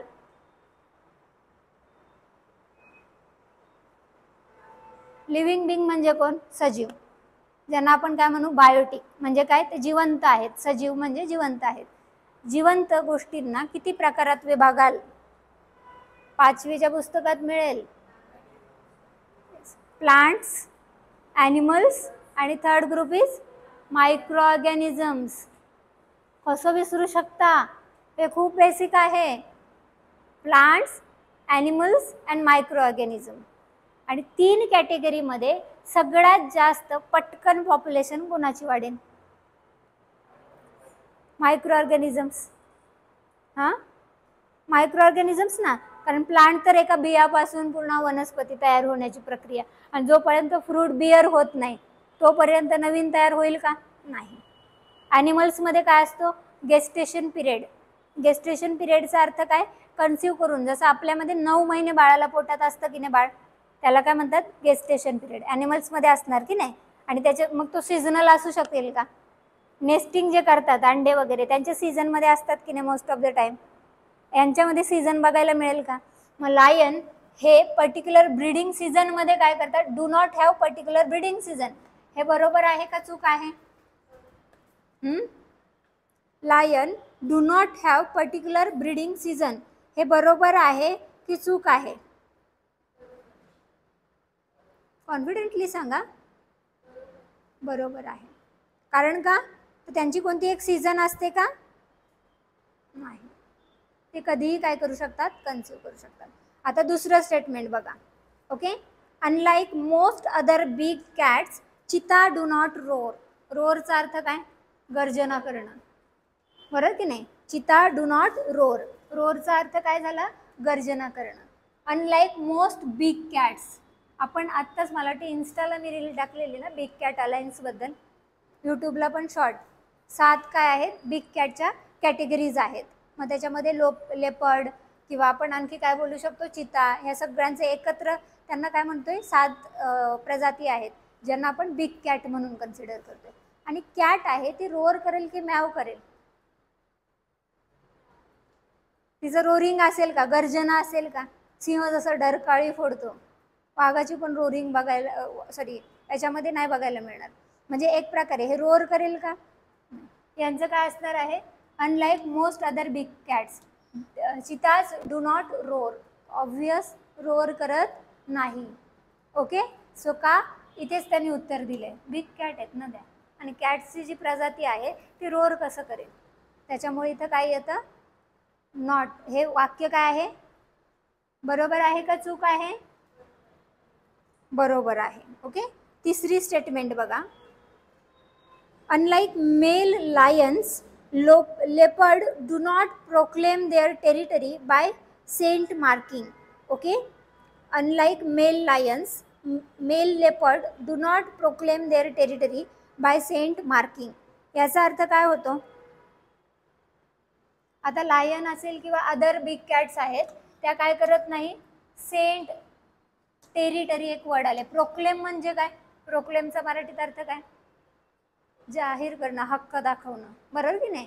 म्हणजे ते हक्क दाखवते, क्लेम करणं, proclaim their territory by scent marking. Unlike male lions male leopards do not proclaim their territory by scent marking. मग इतर लायन जशी प्रजाती आहे त्यांच्याच सारखं मेल लेपर्ड हे सुद्धा काय करत नाही, प्रोक्लेम करत नाही. तर याचा तुम्हाला वाक्य काय वाटतं, अनलाईकचा अर्थ काय, यांच्याप्रमाणे, म्हणजे या मेल लायन प्रमाणे मेल लेपर्ड प्रोक्लेम करत नाही त्यांची टेरिटरी. यांची होम रेंज डिफाईन असते का, आपण म्हणू शकतो की एका पर्टिक्युलर गुहेमध्ये राहत आहेत, एका एरियामध्ये राहत आहेत. ह्या कन्सेप्ट बघा, परत बॅकग्राऊंडला येऊयात आपण. एक कन्सेप्ट काय होती, हॅबिटेट. दुसरी काय आहे, निश. तिसरी काय आहे,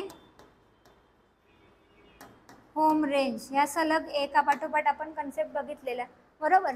निशला तरी इथं कन्सिडर नका करू, त्याची रिलेव्हन्सी नाही आहे. 2 गोष्टी, हॅबिटेट म्हणजे काय, राहण्याची जागा, place to live, that is called habitat. दुसरी गोष्ट काय आहे, होम रेंज. होम रेंजचा अर्थ काय होतो, एक समजा इथून इथे गुहा आहे, ओके, इथे काय झाली, गुहा आहे एखाद्या बिग कॅटची, तर तो इथून ट्रॅव्हल करतोय, इथे पाणी आहे इथे जातोय, इकडे जंगल आहे इथे शिकार करतोय, आणि इथून वापस इथेच येतोय, याला त्याची काय म्हणली, होम रेंज. उदाहरणार्थ आता निखिल आहेत, तुमचं नाव पियुष आहे, तुम्ही सगळेच, ओके, दोघांचं उदाहरण मुद्दामून घेते. ओके, 12thला आहेत तुम्ही दोघं.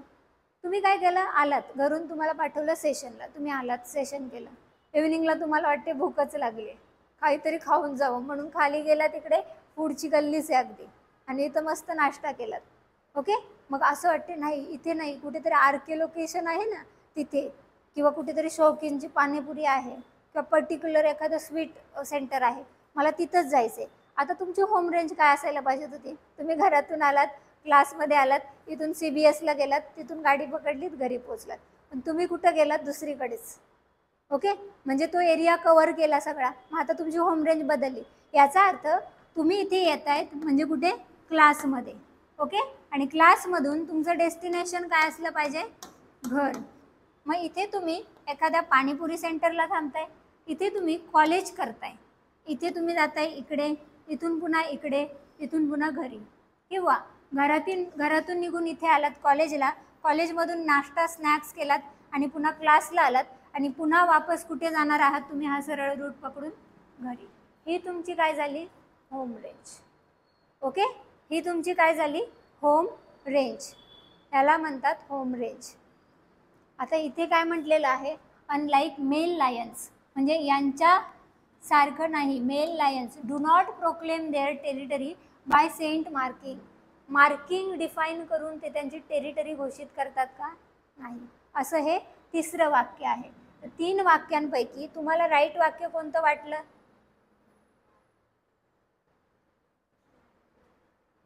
राईट वाक्य कोणतं वाटलं? फर्स्ट तुम्हाला राईट वाटलं. ओके, फर्स्ट काय आहे? स्टेटमेंट करेक्ट आहे. जर फर्स्ट स्टेटमेंट करेक्ट आहे याचा अर्थ तुमचा हा पर्याय राहतोय का? गिवन अबो आर करेक्टच विचारले. इथे बघून घ्यायचा, कधी कधी इनकरेक्ट असलं तर पूर्णपणे क्वेश्चन चुकू शकतो. याचा अर्थ तुमचं हे स्टेटमेंट राहील का इथे? नाही. ओके, देन दुसरं वाक्य काय होतं? Unlike most other big cat चिता डू नॉट रोअर. हे करेक्ट आहे का इनकरेक्ट आहे? करेक्ट वाटते. म्हणजे पहिलं करेक्ट मिळाले, दुसरं करेक्ट मिळाले. ओके, मग आता ऑप्शन काय काय राहिले तुमच्याकडे? ए आणि डी राहिले. बरोबर की नाही? ए आणि डी राहिलं. मग आता तिसरं वाक्य बघा. Unlike male lions male leopards do not proclaim their territory by scent marking. याचा अर्थ काय? ते सेंट हे काय करत नाही? अनलाईक मेल लायन्स हे त्यांची टेरिटरी डिक्लेअर करत नाही. कोण? लेपर्ड. तर हे वाक्य चुकीचं आहे. लेपर्डची एक टेरिटरी असते आणि तो ते क्लेम करतो. याचा अर्थ ते डू प्रोक्लेम पाहिजेत होतं, नॉट पाहिजेत होता का? नाही. आणि मग अशा पद्धतीने तिसरं वाक्य काय झालं? चुकीचं आलं. ओके, सो तिसरं वाक्य आता काय आहे? चुकीचं आहे. तर तुम्हाला आन्सर कोणतं मिळेल? आता आन्सर बघा. हे असे क्वेश्चन जेव्हा तुम्ही टॅकल करताय, ओके, याचं एक्सप्लेनेशन पण तुम्हाला फार मिळणार नाही. एक तर कॉमन सेन्स आहे, आतापर्यंत काय ऐकलंय ते आहे. ओके, आता इथे बघायला गेलं तर पहिलं वाक्य आपल्याला क्लिअर कट माहीत आहे, दुसरं वाक्य माहीत आहे आणि तिसऱ्या वाक्याबद्दल आपल्याला आयडियाच नाही. पण याच्यातच क्लू दिलाय. Unlike male lions, male lion प्रमाणे नाही, मेल लेपर्ड काय करत नाही? त्यांची टेरिटरी प्रोक्लेम करत नाही. तर हे वाक्य आपल्याला खरंच आयडिया नसते. कॉमन सेन्सच आहे पण बऱ्याचदा नसते आयडिया. आणि आपण अशा क्वेश्चनला काय केलं पाहिजे माहिती आहे का? हे वाक्याला ब्रेक करून आन्सर एकतर काढायचा प्रयत्न करा आणि नसेलच लागत तर स्किप इट. खूप सोपा क्वेश्चन आहे, इझी क्वेश्चन असतात काही काही आणि आपल्याला मोह आवरत नाही. मला ते करायचे, निगेटिव्ह मार्किंग जाते. कारण का? ते इथे 50-50 मध्ये येत होतं की नाही, आपलं 2 ऑप्शन उरत होते आणि याच्यानुसार आपल्याला कळते जर मधलं कट झालं ना तर ते फाइंड आउट करणं खूप सोपं जातं. स्किप करणं ऑप्शन जर तसे असतील. आता याच्यामध्ये एक आहे ऑल आणि एक आहे 1 आणि 2 आणि 3 आपल्याला काय बघायला मिळतं? कळत नाही आहे की त्याचं काय.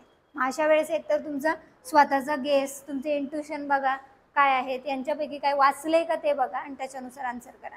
लास्ट इयरलाच मी तुम्हाला बोललेले की जी पण आपली IUCNची रेड लिस्ट आहे ना, त्याच्यामधल्या कॅटेगरीजवर क्वेश्चन येण्यापेक्षा आता त्यांच्या बिहेवियरवर क्वेश्चन येतात. हे बिहेवियरल क्वेश्चन आला. कॅटेगरीज कशात येतात? कोणत्या IUCNच्या कोणत्या कॅटेगरीज येतात? विचारले का क्वेश्चन? नाही. क्वेश्चनचा ट्रेंड बघा कसा बदलला. आणि यापूर्वी सतत 2, 3, 4 क्वेश्चन तुम्हाला दिसत कशावर होते? IUCNच्या रेड डेटा बुक. आता मागच्या वेळेस काय विचारलेलं आहे? वॅगल डान्स. निखिल लक्ष कुठे आहे? वॅगल डान्स. वॅगल डान्स म्हणजे काय? बुटी शेक करून ज्या मधमाशा डान्स करतात त्याला तुम्ही काय म्हणणार? वॅगल डान्स. त्याच्यावर क्वेश्चन आलेला. त्याच्यानंतर हायबर्नेशनवर क्वेश्चन आलेला. ओके, नॉक्टर्नल नेचरवर क्वेश्चन आलेला. याचा अर्थ ट्रेंड काय होणार? बदलत जातो. आणि तो ट्रेंड आपल्याला लक्षात आला पाहिजे. आपण काय केलं पाहिजे? In detail. महाशीरवर क्वेश्चन आलेला, जो आपल्या लेक्चरमधून बरेचसे क्वेश्चन 2023 पर्यंत जसेच्या तसे काय झालेले आलेले आहेत. आणि आता जेव्हा IUCNची रेड डेटा बुक बघू, मी आता यावेळेस काय करणार? आणखी डिटेल. कारण आपल्याला माहीत झालं बिहेवियरवर क्वेश्चन येत आहेत. आता स्ट्रेट फॉरवर्ड माहिती घेऊन जमेल का? नाही. त्यांची बेसिक इन्फॉर्मेशन पण आपल्याला डिजिटल बोर्डचा आता आधार घेता येईल, पिक्चर्स दाखवता येतील, तो एक बेनिफिट मिळेल. आणि हे लास्ट याच्यापासूनच काय केलेलं आपण? सुरू केलेलं. ओके, तर तेव्हासुद्धा मी फोटो वगैरे पाठवणं, त्यांचं ऑब्झर्वेशन करा, नाव त्यांचं क्लू लक्षात ठेवा, हे आपल्याला करायचं आहे. क्लिअर आहे इतकं? आता बघा पुढे. Which one of the following, तुम्ही क्वेश्चन वाचा. Which one of the following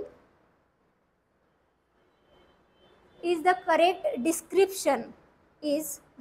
description of 100 million farmers. Okay, पुढीलपैकी कोणतं करेक्ट डिस्क्रिप्शन आहे 100 मिलियन फार्मरबद्दल? आणि पहिली स्टेटमेंट आहे ती बघा, it is a platform for accelerating the transition towards food and water system that are net zero, म्हणजेच काय, carbon, net zero carbon, nature positive and that aims to increase farmer resilience. परत हवं तर मी वाचते. It is a platform, पहिलं वाक्य काय म्हणते, याच्याबद्दल, हे जे डिस्क्रिप्शन दिले पुढील ते याच्याबद्दल काय आपल्याला प्रेडिक्ट करतं ते सांगायचं. Which one of the following is the correct description of 100 million farmer? 100 million farmer बाबत पुढीलपैकी कोणते विधान बरोबर आहे? ओके, पहिलं काय आहे, इट इज अ प्लॅटफॉर्म. हा काय आहे, प्लॅटफॉर्म आहे. कशासाठी? Accelerating the transition towards food and water system that are net zero, nature positive and that aims to increase farmer resilience. पहिल्याच वाक्यात खूप साऱ्या कन्सेप्ट. लेंदी क्वेश्चन जर लॉजिकली पुढच्या स्टेटमेंट वाचायचे तर हा क्वेश्चन काय होईल, विचार करायला वेळ गेला. असे क्वेश्चन काय करतात, वेळ घेतात. आता इथे बघा, पहिलं वाक्य काय आहे, एक प्लॅटफॉर्म आहे. कशासाठी? ट्रान्झिशन. ट्रान्झिशन म्हणजे काय, जिथे बदल घडून येतो त्याला आपण काय म्हणतो, ट्रान्झिशन. बदलाची जागा किंवा बदलाची वेळ ज्याला म्हणतो आपण ट्रान्झिशन पिरियड किंवा ट्रान्झिशन. हे एक ट्रान्झिशन आहे. कशापासून? Food and water system that are net zero carbon, nature positive. आधी काय होतं, नेचर पॉझिटिव्ह आहेत का? आपण बघतोय ॲग्रिकल्चरमधून खूप मोठ्या प्रमाणात मिथेनचं उत्सर्जन होतं आहे. आयडिया आहे तुम्हाला? मी काही दिवसांपूर्वी एक करंट अफेअरमध्ये आर्टिकल वाचलेलं इंडियन एक्सप्रेसचं. ओके, आणि त्या इंडियन एक्सप्रेसच्या आर्टिकलमध्ये व्हिएतनामच्या एका शेतकऱ्याचं आर्टिकल होतं ते, की त्यांनी तंत्रज्ञान शोधून काढले. आणि त्यांनी काय तंत्रज्ञान शोधले माहिती आहे? हे मिथेन वाढतोय ना, त्याला कसं रोखलं जावं याच्यासाठीची टेक्नॉलॉजी त्यांनी फाइंड आउट केली. म्हणजे आता समजा हे शेत आहे असं इमॅजिन करा, इथे लिहू, हे काय आहे, शेत आहे आपलं. असंच असते की नाही भाताची शेती, जपानीज पद्धतीची. तुम्ही जर गेला असाल कधी तर पाहिलं असेल, बरोबर की नाही. सो ही काय आहे, शेत आहे. या शेतात आपल्याकडे काय करतात, समजा आता आपल्याकडे सीझनल फार्मिंग केली जाते. सो सीझनल फार्मिंगमध्ये दलदल तयार होते. पाण्याचं प्रमाणाला तुम्ही रोखू शकता. जास्त पाणी साचून राहिलं तर पीक सडेल, म्हणून बांधामधून काय करतो आपण, वाट देतो पाण्याला, आणि ते दुसऱ्या उताराच्या दिशेने वाहू लागतं जर जमा झालेला असेल, जास्त पाऊस असेल तर. आणि नसेल तर जसं आहे तसंच. हे नॉर्मल शेती आहे जी तुम्ही पाहिली असेल. आता इथे काय होतं, जेव्हा इरिगेशन फॅसिलिटीचा वापर करतात, इरिगेशन फॅसिलिटी म्हणजे काय, सिंचनाची सुविधा. ह्या इरिगेशन फॅसिलिटीचा तुम्ही वापर करता तेव्हा हे पाण्यात डबडबणार शेत कंटिन्युअस, बरोबर, कंटिन्यू तुम्ही पाणी देता. आणि आपल्याकडे एज्युकेशन आहे का फार्मर्सचं? आहे का तेवढ्या मोठ्या प्रमाणात? शिक्षण आहे का फार्मर्सकडे? शेतकऱ्यांचं शिक्षण आहे का? एकतर शिक्षण नसलेलेच लोक काय करतात, शेती करतात, बरोबर की नाही. आणि जर असं शिक्षण नसलेलेच लोक शेती करतात तर त्यांना नॉलेज आहे का किती पाणी दिलं पाहिजे? ते तर पाण्यात चिंब भजून ठेवणार ना त्या शेताला, बाबा पाणी सुकलेलं दिसतंय, चिंब भिजून ठेवा, अशा पद्धतीनेच करतात की नाही शेती. ह्या इरिगेशनमधून एवढं जास्त पाणी होतं की ही जमीन पूर्ण काय होते, दलदल, मार्शी लँड बनते. Marshy land. मार्श म्हणजे काय, चिखल. आणि मार्श गॅस कुणाला म्हणतात, CH4, मिथेन.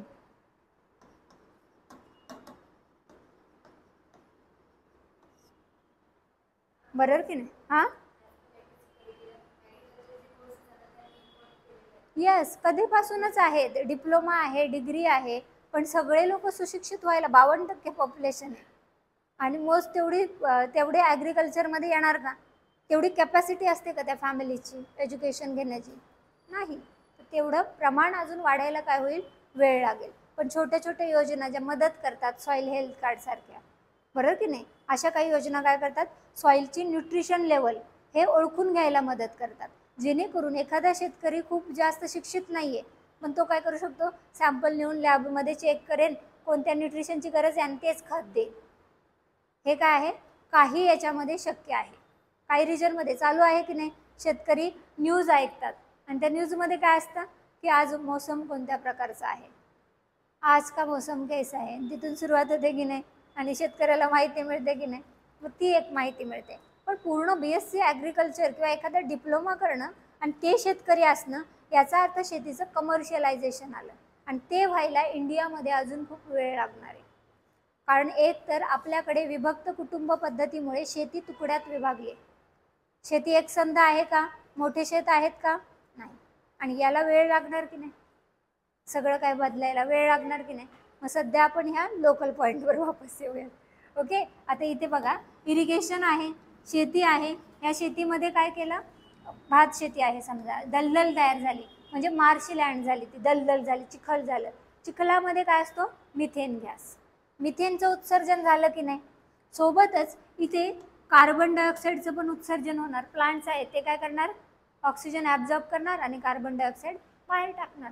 सो कार्बन डायऑक्साईडचं पण उत्सर्जन झालं की नाही. आणि किती अन्नधान्य लागत असेल पूर्ण जगाला. जर आज भारताची लोकसंख्या बघायला गेलं तर ह्या 2.4% लँडवर जगाच्या 2.4% जमीन आहे. असे पण क्वेश्चन विचारलेत फॅक्च्युअल राज्यसेवेला. त्याच्यापैकी 2.4% जमिनीवर 142.86 करोड लोकसंख्या राहते. किती, 142.86 करोड. आणि चीनचा विचार केला तर 140.57 का काहीतरी आसपास आहे. एवढा फरक आपल्याला बघायला मिळतो. विचार करा, 142.57 की 140.57 समथिंग आहे, पण भारताची फिक्स आहे 142.86 कन्फर्म. हा वर्ल्ड पॉप्युलेशन रिपोर्ट आला होता 2023चा आणि त्याच्यात दिलेली ही माहिती होती. तर विचार करा, एवढ्या पॉप्युलेशनला जर सर्व करायचे तर ॲग्रिकल्चर सेक्टर किती मोठा असेल भारतामध्ये. आणि जर ॲग्रिकल्चर सेक्टर तेवढं मोठं आहे तर उत्सर्जन किती मोठ्या प्रमाणात होत असेल. प्लस एवढंच नाही, हे तर नॉर्मल फेनॉमिना झाला.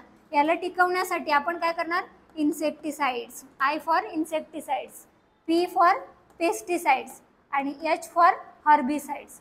वेगवेगळ्या रोगांना परावृत्त करण्यासाठी वेगवेगळ्या उपाययोजना आहेत. या केमिकल फवारणी ही केली जाते. आणि जर आज एवढी फवारणी केली जाते तर हे सगळं कुठे जाणार आहे, वॉटर बॉडी. प्रदूषण बघा कोणकोणतं झालं, सॉइल पोल्युशन झालं, कारण केमिकल आहेत ते डिकम्पोज होतील का, बोर झालात का सगळे, हां ना, आहेत ना, केमिकल आहेत ते कुठे जाणार, वॉटर बॉडीमध्ये. वॉटर बॉडीमध्ये गेले याचा अर्थ तिथं काय होणार, पाणी प्रदूषित, बरोबर. आणि ते डिग्रेडेबल असतात का, याचा अर्थ ते बायो ॲक्युम्युलेट तरी होणार, नाहीतर बायो मॅग्निफाय तरी होणार. दोन्ही समस्याच आहेत, बरोबर. मग ते बायो मॅग्निफाय झाले. आणि अशा पद्धतीने जर ते बायो मॅग्निफाय होत आहेत किंवा बायो ॲक्युम्युलेट होत आहेत म्हणजे वॉटर प्रदूषण झालं, जलप्रदूषण झालं.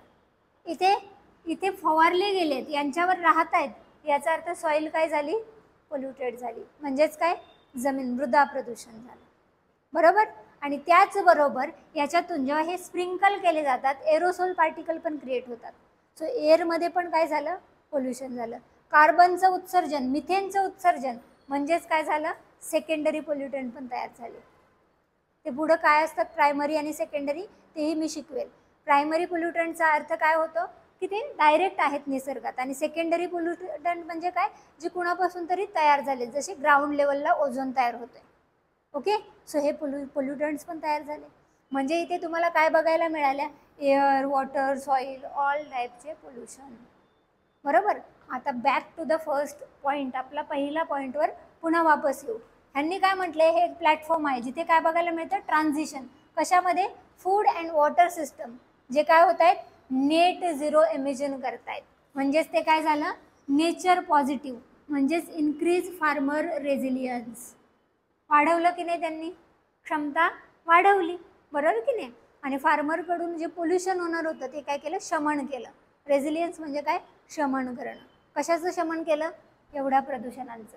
का, carbon, net zero carbon. Net झिरोचा अर्थ काय होतो, समजा तुम्ही 100 टन कार्बन प्रोड्यूस केलाय तर तुम्ही अशा काहीतरी ॲक्टिव्हिटी करा की तो 100 टन कार्बन कमी पण कराल. इकडे 100 टन काय केला, वाढवला, इकडे 100 टन कमी केला. That is called balance. Balance म्हणजेच काय, एकातून एक गेला किती उरतो, 0. म्हणून काय, नेट झिरो. म्हणजे तुम्ही काय केला, 100 टन कार्बन उत्सर्जन मायनस असं काही तुम्ही वृक्ष लागवड केली, कार्बन सिक्वेस्ट्रेशन म्हणजे कार्बनला वातावरणातून शोषून काढणं, ते पण तुम्ही केलं. आणि याच्यामुळे काय होतंय, हे 100 टन जो कार्बन आहे त्याच्यातून 100 टन तुम्ही काय केला, शोषून पण काढला. आता 100 मधून 100 वजा केल्यानंतर उरेल काय, 0. That is why net zero carbon. Net zero का म्हटलं, लक्षात आलं, एकदम आपल्या भाषेत लक्षात ठेवा. हे खूप टेक्निकल पॉईंट वाटतात आणि ते कधीच कळतच नाही मग आपल्याला. आणि आन्सर रायटिंगमध्ये यूज करायचे तर शब्द आपल्याला आपल्या भाषेत कळाले पाहिजे, बरोबर की नाही. सो हे काय झालं, 0. अशा पद्धतीने हा एक प्रकारे काय झाला, बॅलन्स कंडिशन. Balance condition. आणि ही बॅलन्स कंडिशन झालेली आहे तर ही नेचरला पॉझिटिव्ह असेल की निगेटिव्ह असेल, पॉझिटिव्ह. आणि फार्मरकडून ज्या समस्या वाढत आहेत त्यांचं शमन करणारी पण असेल, बरोबर की नाही, समस्यांचं निराकरण करणं झालं. आणि म्हणून हे पहिलं वाक्य रिलेट करते की नाही, त्याच्यात 1, 2, 3, 4, 5 आणि 6 पॉईंट मिळाले आपल्याला, जे 6च्या 6 पॉईंट एकमेकांना इंटरकनेक्टेड आहेत की नाही. सो हे कळतं आपल्याला. ओके, दुसरं वाक्य बघा. It is an international alliance. ही काय आहे, international alliance and network of individual and farming organization interested in supporting and strengthening the development of organic animal husbandry. आता इथे ॲनिमल हजबंड्रीचा जास्त संबंध आलाय का, आता ते पण रिलेट करतं, तेही फार्मिंग आणि अलाइड ॲक्टिव्हिटीमध्ये येतं. उदाहरणार्थ तुम्हाला माहीत आहे कमर्शियल फार्मिंग केली जाते. एक वेबसिरीज आहे, तिचं नाव मला आठवत नाही, पण त्या वेबसिरीजमध्ये कमर्शियल ॲनिमल फार्मिंग दाखवले. याचा अर्थ काय, प्राण्यांना पाळलं जातं मीटसाठी. आपल्या देशात तेवढं मीट नाही खात, जे गाय बैल त्यांचं नाही खात. आपण गोटचं किंवा शिपचं आपल्याकडे खातात, चिकन खातात, बरोबर की नाही. बाहेरच्या देशात तुम्हाला बीफ खाताना दिसतात की नाही मोस्टली. तुम्हाला किती कोरियन बघा, तुम्ही अदर हे बघा, मूवीज बघा, त्याच्यातून तरी कळतच असेल की खातात बीफ. आता हे जे बीफ खाल्लं जातं, जर एखाद्या प्रॉपर ॲनिमलला तुम्हाला किंवा एखाद्या चिकनला तुम्हाला वाढवायचं आहे तर टाईम किती लागतो. आणि आज मार्केटमध्ये किती क्विकली अवेलेबल आहे का, प्रश्न नाही पडत तुम्हाला, आपण खातोय सगळे, प्रश्न नाही पडत. त्याच्यामध्ये असतात स्टेरॉइड्स, अँटीबायोटिक्स, जे वाढवतात, त्या पक्षाला काय करतात, वाढवतात. ते मेल फिमेल जेंडर नाही तर ती ग्रोथ आहे, त्याच्या काय आहेत, मसल्स आहेत, जे आपण काय करतो, खातो, बरोबर की नाही. चिकन तेच आहे ना. आज बघत असाल पोल्ट्री, दुसरं काय आहे, पोल्ट्री म्हणजे वाढवलेलं आहे लाईटमध्ये, त्यांना न्यूट्रिशन देऊन देऊन मोठं करतात आणि तेच आपण काय करतो, ईट करतो. मग त्यांच्यात स्टेरॉइड कंपोजिशन आहे, त्यांच्यात अँटीबायोटिक्स आहेत आणि ते जसेच्या तसे आपल्या बॉडीमध्ये जातात. ही कंडिशन आपल्याला आता इंडियामध्ये मोस्ट ऑफ बघायलाही मिळेल, कारण आपल्याकडे सुद्धा हे प्रमाण वाढले का, तर आपल्याकडे ट्रेंड, आपल्याकडची मुलं जी यंगस्टर्स आहेत ते काय करतात, मूवीमध्ये बघतात एखाद्या हिरोला, त्याच्या मसल्स कशा आहेत, बरोबर की नाही. त्या जॉन अब्राहम सगळ्यांना आवडत असेल, सलमान खान, हे दोघे जण तर खूप फेमस असतील. आणि मग मुलं काय करतात, प्रोटीनचा डब्बा ते खाणं, बरोबर की नाही, ते खाऊन मग मसल बिल्ड करणं. आता तुम्हाला सांगू का, त्या प्रोटीनच्या डब्याची एक हकीकत आहे. एक लेटेस्ट केस होती, ऐकलेली होती मी अशीच पॉडकास्टमध्ये, की त्यांच्या ओळखीचा एक मुलगा होता ज्याचं किडनी आणि लिव्हर फंक्शन फेल झालं, किडनी फेलर आणि लिव्हर फेलर आलं, आणि वय वर्ष एकदम कमी, यंग मुलगा.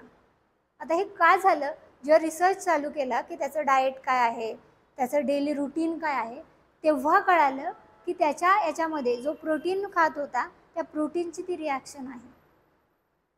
कारण आज प्रोटीन जे मिळतं, वे प्रोटीन वगैरे डबे मिळतात 2-3 हजारामध्ये, तुम्ही पाहत पण असाल, तर तुमच्यापैकी जर कोणी काही घेत असेल तर बंद करा, कारण ते कम्प्लिटली काय आहे, रॉंग प्रोडक्ट सेल होत आहेत किंवा मिसलिडिंग ॲडव्हर्टाइजमेंट जे असतात, ज्यांना आपण सुडो सायंटिफिक म्हणतो, बरोबर की नाही, ते ट्रेंड ते खूप चालू आहे मार्केटमध्ये. योग्यतेने मी कोणत्या एका प्रोडक्टचं नाव घेत नाही आहे, कारण मी रिसर्च नाही केला, पण ह्या केसेस आपण होऊ लागल्यात. त्यामुळं कोणतेही फूड प्रोडक्ट तुम्ही परचेस करताय जे रेडीमेड आहे, पॅक फूड आहे, अवॉइड इट. कारण आपण कृषीप्रधान देश आहोत, चांगल्या स्वच्छ भाज्या मिळतात आपल्याकडे, कडधान्य मिळतात, प्रोटीनची कमी आहे का? आज चणे, मूग, मटकी अवेलेबल आहे की नाही? नाशिकमध्ये तर खूप मोठ्या प्रमाणात अवेलेबल आहे, बरोबर की नाही? शेती जवळ असल्यामुळे पालेभाज्या बघत असाल, सॅलड्स बघत असाल, ते खा. पॅकेट फूड वाटते ना तुम्हाला चिप्स खावं, याच्याऐवजी एखादं गाजर नाही तर बीट आणा टिफिनमध्ये, ते खा, ते खूप हेल्दी आहे. पण पॅकेज फूड बंद करा, खूप हार्मफुल आहे. जर स्टडी करायला गेलं ना तर खूप भयंकर हार्मफुल आहे ते. आज गॅसेस त्याच्यामध्ये एअर टाईट केलं जातं, नायट्रोजन असतो, कार्बन बघता की नाही? बॉटल ओपन केली तर फस कार्बन निघेल, आणि बॉडीमध्ये कार्बन चांगले आहे की ऑक्सिजन चांगले आहे, आणि आपल्याला ते घ्यायला आवडतं, कोक वगैरे. रियालिटी आहे की नाही? आणि आपण ते आवडीने पितो थंड उन्हाळ्यामध्ये.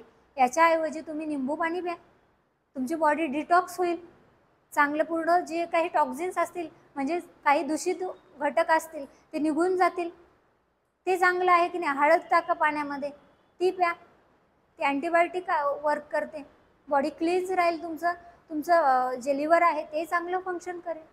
या गोष्टी, ह्या हॅबिट आहेत ना, इंडियन ज्या काही ॲग्रिकल्चर प्रोड्यूस आहेत ना, खूप जबरदस्त आहेत असं माझं म्हणणं आहे.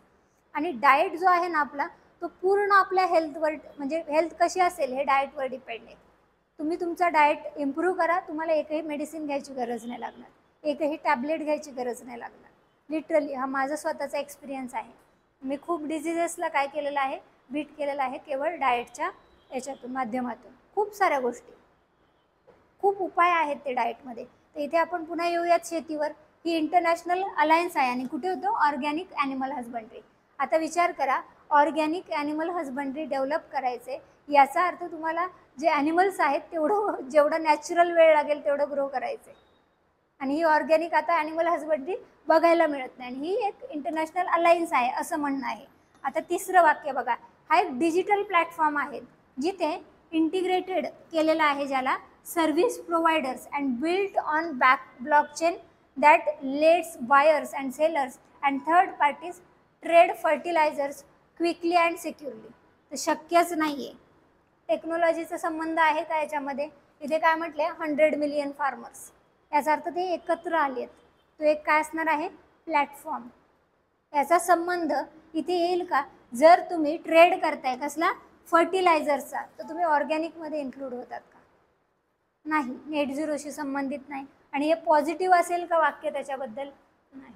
त्याच्यानंतर चौथं वाक्य, it is a platform with mission of encouraging the farmers to form farmer product organization और agribusiness consortiums, thus facilitating the access to global open market to sell their product. म्हणजे जसं APMCs असतात local लेवलला, तसं कोणतं global लेवलला organisation बनवणं, असा याचा अर्थ होतो, असं चौथं वाक्य म्हणतात. तर तिसरं वाक्य टेक्नॉलॉजीशी संबंधित आहे. अशी काही तंत्रज्ञान अजूनपर्यंत नाही जिथं ब्लॉकचेन टेक्नॉलॉजीचा वापर केला जाईल. कारण ब्लॉकचेन टेक्नॉलॉजी कुठे करतो आपण? क्रिप्टोकरन्सी वगैरे, बिटकॉइन्स वगैरे तिथे. आणि ते काय आलं? इकॉनॉमिक्समध्ये आपण वेगळं स्टडी करतोय. पण फार्मरच्या प्रोड्युसरबद्दल आणि फर्टिलायझरबद्दल आहे का? नाही. आपल्याला गव्हर्नमेंट सबसिडाईज प्रोडक्ट मिळतात की नाही फर्टिलायझर्स? तर नाही. आणि जर अशी काही गोष्ट हॅपन होते तर भारतामध्ये त्याची खूप चर्चा होईल, कारण आपल्याकडे 52% लोकसंख्या आहे ॲग्रिकल्चरमध्ये. सो हे नाही आहे. चौथंसुद्धा नाही आहे. ओके, पहिल्या 2 वाक्यांमध्ये आता सगळं तुमचं कस लागतोय.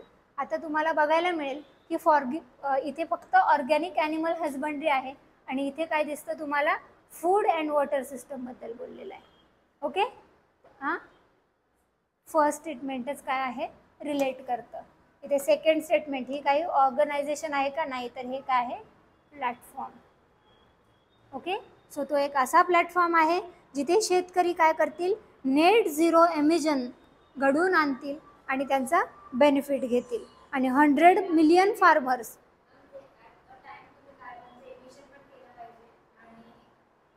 कमी पण केलं पाहिजे, झिरो आलं पाहिजे. आणि झिरो येणारी इथे दोन्ही कंडिशन दिसतात की नाही तुम्हाला? कारण का इथे काय आहे? ट्रान्झिशन म्हटले.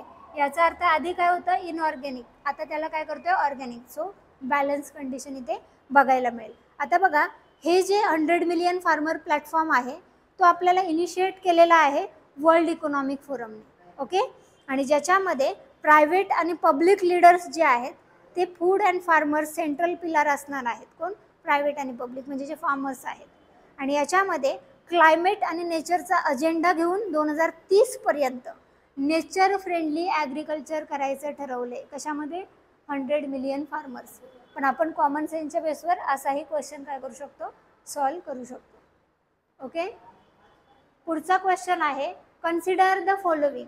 पहिला आहे बॅटरी स्टोरेज, दुसरा आहे बायोमास जनरेटर्स, तिसरा आहे फ्युएल सेल्स आणि चौथा आहे roof top solar photovoltaic units. How many of the above are, इथे काय विचारले? How many are considered distributed energy resources. What is mean by distributed energy resources? सगळ्यात आधी तर एनर्जी रिसोर्स म्हणजे काय? काय वाटते? एनर्जी रिसोर्स म्हणजे काय? ज्याच्यातून ऊर्जा मिळेल, प्रवाहित होईल, त्याला आपण काय म्हणणार? Energy resource. इथे काय म्हटलेलं आहे? Distributed energy resource. ओके. आता त्या वर्डचा अर्थ समजून घेण्याआधी याच्यापैकी कोणकोणते एनर्जी रिसोर्स आहेत? सगळेच. बॅटरीमधून पण एनर्जी मिळते, बरोबर, फ्युएल सेलमधून एनर्जी मिळते. देन बायोमास जनरेटर्स म्हणजे काय? ऑर्गॅनिक एनर्जी जी आहे तीही मिळते. आणि देन रूफटॉप सोलार, त्याच्यापासून पण काय आहे? सूर्य अविरत सोर्स आहे ऊर्जेचा आणि सनलाईट मिळवली जाते. याचा अर्थ चारही काय आहेत? एनर्जी सोर्सेस आहेत. आता इथं म्हटले डिस्ट्रीब्युटेड, याचा अर्थ ऊर्जा काय केली जाते? ट्रान्समिशनसाठी प्रॉब्लेम नाही आहेत, इझिली काय होते? ट्रान्समिट होते. या चारींमधून काय होते? इझिली ऊर्जेचं ट्रान्समिशन होतं. ओके. सो इथे बॅटरी स्टोरेजमधून क्विकली ट्रान्सफर होईल. जे आपण काय बघतो? आपलं पॉवर बँक बघा, बॅटरी स्टोरेजच आहे की नाही? मोबाईलची बॅटरी चार्ज केली तर दिवसभर वापरतोय, तर हे डिस्ट्रीब्युशन होते की नाही? एनर्जी काय होते? तिथून डिस्ट्रीब्यूट होते. देन बायोमास जनरेटर, ते सुद्धा काय करणार? एनर्जी डिस्ट्रीब्यूट करतायत. देन फ्युएल सेलमधून पण आणि रूफटॉप सोलार फोटोवोल्टेक काय आहेत? पाणी गरम होतं मिळतं आपल्याला. सोलार कुकर आहेत, त्याही कंडिशन बघत असाल. सोलार लॅम्प्स आहेत आणि सोलारवर 2-3 वर्ष लगे क्वेश्चन दिसतात तुम्हाला. रिन्युएबल एनर्जी सोर्सेस, इवन या वर्षामध्ये तर ते खूप हायर लेवलला जाईल भारतामध्ये.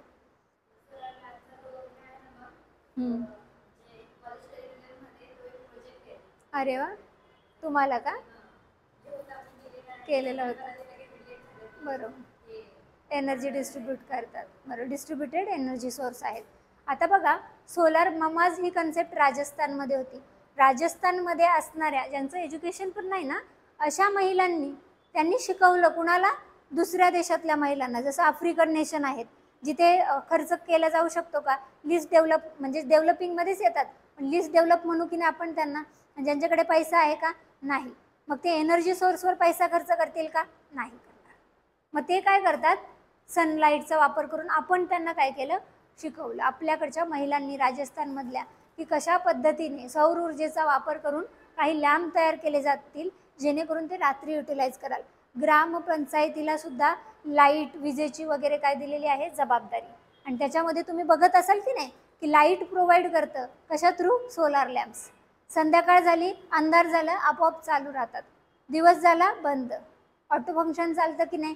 आणि आज प्रत्येक ग्रामपंचायतीत तुम्हाला दिसतील की नाही? अगदी खेडोपाडी पोहोचलेलं बघायला मिळेल. आणि त्याच्यामुळे फॅसिलिटी, काही ज्या घटना घडत आहेत त्या घडणार नाही, बरोबर की नाही? चांगलं सुरक्षित राहील गाव, आणि ही चांगली गोष्ट आहे. तर हे चारही काय आहेत? ऑल फोर येणार याचा आन्सर. ऑल फोर काय आहेत? Distributed energy sources. ओके. तरी पण आपण एकदा कन्फर्म करू, म्हणजे अडचण नको.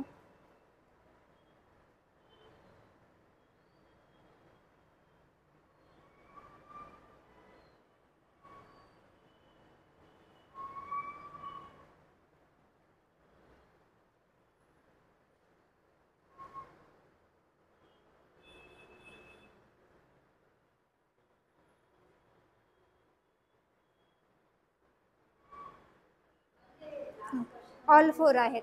हां,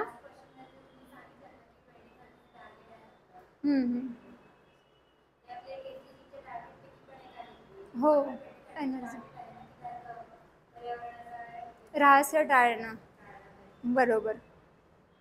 आता बघा, इथे तुम्हाला कळतं, याच्याबाबतच एक आणखी स्टेटमेंट आहे. रिन्युएबल एनर्जीबद्दल त्यांनी माहिती आपल्याला इथे बघायला मिळते. हे सगळ्या गोष्टी आहेत आज biomass generator, rooftop solar photovoltaic unit, fuel cell, हायड्रोजनच्या पण फ्युएल सेल आहेत, बरोबर की नाही. हे सगळे काय झाले, रिन्युएबल एनर्जी. आणि मी मला वाटतं त्याच पॉईंटवर येऊन थांबलेले का. Okay. So renewable energy sources जे आहेत म्हणजे निसर्गात अवेलेबल आहेत, ती पेड नाही करायला लागत आपल्याला. उदाहरणार्थ आज तुम्ही ठरवलं की वरती पूर्ण सोलार पॅनल्स उभारू घराच्या, आणि जी लाईट येईल तिच्यावरच आपली इलेक्ट्रिसिटी आणि पाणी वगैरे गरम करणं सगळं काय असेल, आणि मोटर वगैरे चालणं पण आहे आज एनर्जीवर, बरोबर की सोलार कुकर आहे, बऱ्याचशा फॅसिलिटीज आहेत. तर आपण हे ठरवलं आणि आपण त्या पद्धतीने केलं तर आपल्याला ते मशिनरीजसाठी पे करावं लागेल. सोलार एनर्जी आपण घेतोय त्याच्यासाठी कुणाला पे करू का, नाही. फ्रीली अवेलेबल आहे, ऑक्सिजन, सनलाईट, आणि वारंवार तयार पण होत आहे निसर्गामध्ये. सो हे काय झाले, रिन्युएबल, पुन्हा पुन्हा तयार होणारे सोर्सेस आहेत. हे बंद होतील का. आज विंड एनर्जी आहे, वाऱ्यापासून मिळणारी ऊर्जा, पुन्हा पुन्हा काय होतात, तयार होणार. हे बंद होईल का, नाही. आणि विचार करा, जर सनलाईट बंद झाली तर काही राहील का. आपण इथं असू का अभ्यास करायला, सगळंच काय होईल, संपून जाईल, बरोबर की नाही. So sun is the ultimate source of energy in universe म्हणा किंवा ऑन अर्थ म्हणा. त्याच्यामुळेच अर्थ काय आहे, इव्हॉल्व झाली आहे. त्याच्यामुळेच बायोडायव्हर्सिटी अर्थवर आहे आणि त्याच्यामुळेच अर्थ अस्तित्वात आहे. सो ते महत्त्वाचं आहे. ओके. देन याच्या पुढे आहे क्वेश्चन दिसतोय तुम्हाला. Okay. Which one of the following shows a unique relationship with an insect that has co-evolved with it, and that is the only insect that can pollinate this tree. 4 word तुम्हाला इथे लक्षात घ्यायचे. पहिलं काय आहे, पुढीलपैकी कोणत्या याच्यामध्ये एक युनिक रिलेशनशिप दिसते, आणि रिलेशनशिपवर आपल्या पार्ट 1 मध्येच कव्हर होतं. आठवतात तुम्हाला, स्पेशली तुम्हाला कमेन्सॅलिझम, अमेन्सॅलिझम, म्युच्युअलिझम, कॉम्पिटिटिव्हनेस, या गोष्टी आहेत. 5-6 प्रकारच्या रिलेशनशिप असतात एका प्रजातीच्या दुसऱ्या प्रजातीबरोबर, आणि त्या आपल्याला स्टडी बेसिक याच्यामध्ये कव्हर होऊन जातात एन्व्हायरमेंटमध्ये. ओके. तर इथे काय म्हटलेलं आहे, unique relationship with an insect. कुणाबरोबर, इन्सेक्ट बरोबर युनिक रिलेशनशिप. कशी की ते को इव्हॉल्व होतील, दोघे एकमेकांबरोबर काय होतील, को इव्हॉल्व. कोण, याच्यापैकी एक प्रजाती इन्सेक्ट बरोबर को इव्हॉल्व होते, म्हणजे दोघंही जगतायत. दोघंही जिथे जगतायत, दोघंही को इव्हॉल्व होत आहेत, याचा अर्थ काय झाला, म्युच्युअलिझम. काय आहे तिथे, म्युच्युअलिझम.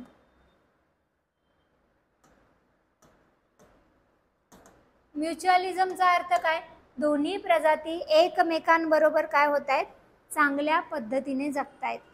म्युच्युअल अंडरस्टँडिंग, म्युच्युअल फ्रेंड, ऐकत असाल की नाही तुम्ही, ऐकले असतील की नाही. आणि त्यापैकी हे काय आहे, को इव्हॉल्व होत आहेत, म्हणजे दोन्ही प्रजाती एकमेकांबरोबर काय होत आहेत, उत्क्रांत होत आहेत, पुढे जगतायत, चांगल्या पद्धतीचं जीवन जगतायत. आणि पुढे विचारले, and that is the only insect that can pollinate this tree. आणि त्या ट्रीला काय करतं, पॉलिनेट करतं, केवळ एक इन्सेक्ट. तर याच्यामध्ये तुम्ही कशाचं उदाहरण सांगाल. एक आहे फिग, दुसरा आहे महुआ, तिसरा आहे सँडलवूड, चौथा आहे सिल्क कॉटन. ओके. पहिलं काय आहे, फिग, दुसरं काय आहे, महुआ, फुलं असतात बघा, त्याची अल्कोहोल पण बनवली जाते ना, आणि ऑइल पण काढलं जातं सीडपासून, तर ते महुआ आहे. देन पहिलं फिग, फिग म्हणजे काय, अंजीर आहे. आणि तिसरं काय आहे, सँडलवूड म्हणजे काय, चंदन, बरोबर की नाही. आणि चौथा आहे सिल्क कॉटन, जे सिल्क तयार केलं जातं सेरिकल्चर थ्रू, अळ्यांच्या माध्यमातून, ते सेरिकल्चर थ्रू बनवलं जाणारं सिल्क. तर इथे मला सांगा कोणतं एक्झाम्पल आहे इथे जे काय करतायत, दोघंही एकमेकांवर म्युच्युअली डिपेंड आहेत, फ्रेंडशिप, एकमेकांवर डिपेंडन्सी असते की नाही, म्हणून ती चालते. त्याला काय म्हणणार आपण, म्युच्युअल अंडरस्टँडिंग. जिथे म्युच्युअल अंडरस्टँडिंग वर्ड आला याचा अर्थ दोघे संबंधित आहेत. आणि इथं मी म्युच्युअलिझम सांगितलं की नाही, आणि जिथे म्युच्युअलिझम असेल तरच को इव्हॉल्व वर्ड वापरू. को इव्हॉल्वचा अर्थ काय, दोघंही एकमेकांबरोबर इव्हॉल्व होत आहेत आणि जगतायत, त्याला काय म्हणणार आपण. हे कशातून क्रिएट होणार, म्युच्युअलिझम मधून. ओके. सो मला सांगा इथे कोणत्या गोष्टी आहेत ज्या काय करतायत, पॉलिनेट करतायत, 4 पैकी. सिल्क कॉटन वाटते, आणखी सिल्क कॉटन कुणाला पॉलिनेट करतं सांगा आता? ते पालापाचोळ्यावर आळ्या वाढवल्या जातात. सो पॉलिनेशनचा रोल येईल का? येस. ओके, आता बघा आणखी सोपं करते. पॉलिनेशनचा अर्थ काय? प्रजनन घडून आणणं, बरोबर की नाही? कुणामध्ये? वनस्पतींमध्ये प्रजनन घडून आणणं. आणि सिल्क कॉटन जे असतं ना ते पाल्यापाचोळ्यावर वाढवतात कमर्शियली सुद्धा. तुम्ही पेट्या बघितल्या असतील ना अशा, जशा मँगोची पेटी येते तशीच, आणि लेअर असते ज्यांच्यावर पाला असतो आणि त्याच्यावर त्या अळ्या असतात, कोश तयार करतात आणि तो द्रव स्रावतात, त्याच्यापासून तो सिल्कचा थ्रेड बनतो, बरोबर की नाही? आणि ती प्रक्रिया आहे, त्यांना उकळणं वगैरे बरीचशी मोठी प्रक्रिया.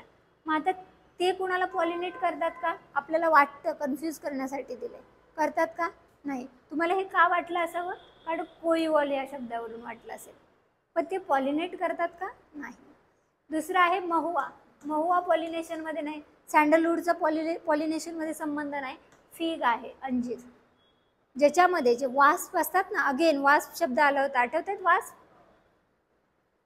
जे मधमाशांसारखं होतं, पण त्याच्यात मध होतं का? नाही. त्याला आपण काय म्हणतो? वास्प.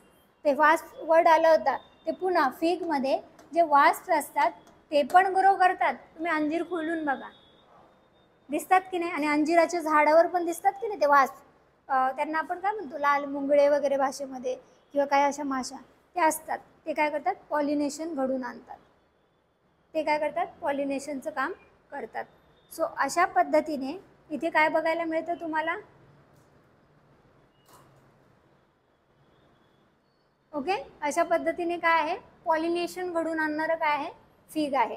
म्हणजे चौथं आणि पहिल्यामध्ये कन्फ्युजन होतं, दुसरं आणि तिसरं काय होतं? ऑटो कट होऊन जातं, वाचतानाच कळतं की ते कट करण्यासारखं आहे. ओके, मग चौथ्यामध्ये कन्फ्युजन होतं, तिथं क्वेश्चन विचारा स्वतःला. इथे तुम्हाला कोइव्हॉल्व वर्ड आहे आणि पॉलिनेशन वर्ड आहे. तर ते पॉलिनेशन होतं का इथे? तर नाही, ते पालापाचोळ्यावर वाढवले. येस, फ्लॉवर किंवा फ्रूटमध्येच होणार, स्टेममध्ये होणार नाही, बरोबर. आणि इथं तर काय आहे? लीफ असतात, ते पालापाचोळा म्हणजे लीफ असतात. सो तो प्रश्न व्हेरी गुड, खूप डीपली सांगितलं तुम्ही. पॉलिनेशन हे सेल्फ किंवा क्रॉस होणार, आणि त्याच्यापैकी इथं काय बघायला मिळतं आपल्याला? फ्रूटमधून होणारं पॉलिनेशन, बरोबर की नाही? जे वासमुळं घडून येतं, तर इथे फिग हे तुम्हाला आन्सर मिळून जातं. आता पुढचा क्वेश्चन बघा. Consider the following. पहिला आहे बटरफ्लाय, सेकंड आहे फिश, तिसरा आहे फ्रॉग्स. आणि इथं विचारले how many of the above have poisonous species among them. दोन वर्ड आपल्याला माहीत पाहिजेत. इथं टर्म काय आली पुन्हा? Poisonous species. याचा अर्थ इथं म्युच्युअलिझम आहे का? नाही, बरोबर की नाही? हे दुसऱ्यावर अटॅक करतील तर दुसरा संपेल, सिंपल भाषेत. आणि याच्यापैकी कोणकोणत्या प्रजाती ह्या पॉइझनस आहे? आपल्याला वाटेल एवढंसं टिमटिम बटरफ्लाय आहे, आणि ते टिमटिम बटरफ्लाय कसं काय पॉइझनस असेल? कन्फ्युजन करण्यासाठी टाकले. दुसरं काय आहे? फिश. आपल्याला माहिती आहे काही फिश असतात पॉइझनस, जे जीवघेणे ठरू शकतात, बरोबर की नाही? त्यांचं बाईट जे आहे ते खतम करून टाकतात दुसऱ्या ॲनिमलला, कारण पॉइझन बाहेर पडतो. म्हणजे सेकंड आपल्या सगळ्यांना माहिती आहे, आणि पहिलं आणि तिसरं तर गरीब प्रजाती वाटतात, ते काय पॉइझनस असतील असं वाटेल तुम्हाला. आता सेकंड जर आपल्याला माहीत आहे, याचा अर्थ याच्यापैकी तुम्हाला फाइंड आउट करायचे आन्सर, तर तुम्ही कन्सिडर काय कराल? पहिलं तर कट केलं, तुमच्या मते पहिलं काय असेल? कट असेल. ओके, आपण येऊ या क्वेश्चनवर. हा ट्रिकी क्वेश्चन टाकलाय, कॉमन सेन्स बेस. ओके, मग तुम्हाला काय वाटेल? एकच आहे तर ऑल थ्री येणार नाही, इथंच तुम्ही मिस्टेक करा. ओके, दुसरं काय? ओनली टू किंवा नन. नन तर याच्यामध्ये सगळ्या, हाऊ मेनी सगळ्या आहेत. सो हे ऑप्शन कट करा, हे ऑप्शन कट करा. आता 2 आणि 3 मधला डिफरन्स सांगते. बटरफ्लाय ते कशापासून तयार होतो? कॅटरपिलर, बरोबर की नाही? छोटं असतं आणि त्याच्यापासून कॅटरपिलरपासून पुढं बटरफ्लाय क्रिएट होत असतो. आता हे जेव्हा कॅटरपिलरपासून क्रिएशनचं जेव्हा फेज येते ना, त्याच्यामध्ये जर सुरुवातीला त्या कॅटरपिलरने च्या आतमध्ये जर काही पॉइझन गेलं तर ते मोठं होईपर्यंत त्याच्यामध्ये असणार की नाही पॉइझन? तो पॉइझनस स्पेसिस बनणार की नाही? सो बटरफ्लायमध्ये सुद्धा काय असू शकतं? पॉइझन असू शकतं. ओके, म्हणजे 1 आणि 2 तर आलं, याचा अर्थ ऑल 3 सिलेक्ट करावं लागेल. आता तिसरं फ्रॉग्स. फ्रॉगच्या सुद्धा काही प्रजाती आहेत ज्या काय आहेत? पॉइझनस आहेत. निखिल यांनी मे बी रीड केलं, निखिल, बरोबर की नाही? सो ते काय झालं, पॉयझनस. आता ज्यांना बटरफ्लायबद्दल नाही पण हे 2 माहीत असतील मे बी निखिल तुम्हाला, बरोबर, आणि 2च्या बेसवर 2 and 3 ऑप्शनच नाही, याचा अर्थ तुम्हाला एकच निवडावा लागेल, ऑल 3. कन्फ्युजन करण्यासाठी काय टाकलं, बटरफ्लाय. म्हणजे आपण तिथंच अटकून राहू, यार बटरफ्लाय कसं असेल, बिचारा गरीब आहे, ते काय करतो इकडे तिकडे फुलांवर बसतो, उडून जातो, किती सुंदर असतात, पण तिथं काय होतं, कन्फ्युजन. तर इथे काय आहे, बटरफ्लाय. हां, पुढे कन्सिडर द फॉलोविंग, याच्यामध्ये एक आहे कॅशू, दुसरा आहे पपया आणि तिसरा आहे रेड सँडर्स. ओके, 3 काय दिलेले आहेत, प्लांट्सची नावं दिलेली आहेत, fruits bearing. Then how many, पुन्हा हाऊ मेनी आलं. How many of the above trees are actually native to India. Native स्पेसिसचा अर्थ काय, जिचं ओरिजिन, उगम इथं झालं आहे, बरोबर की नाही, त्या प्रजातीला आपण काय म्हणणार, नेटिव्ह स्पेसिस. आता पुढील 3 पैकी किती नेटिव्ह स्पेसिस आहेत, हा क्वेश्चन आपल्याला विचारला आहे, आणि याच्यामध्ये आहे ओनली 1, ओनली 2, ऑल 3 आणि नन. काय वाटतं तुम्हाला, भारतामध्ये तुम्ही तर नावं सगळ्यांनीच ऐकली असेल आणि फ्रूट्स खात असाल, कॅशू पपया आवडीने, बरोबर की नाही, आणि रेड सँडर्ससुद्धा माहीत आहे. तर मला सांगा, पुढीलपैकी कोणत्या प्रजाती भारताच्या नेटिव्ह आहेत असं तुम्हाला वाटतं?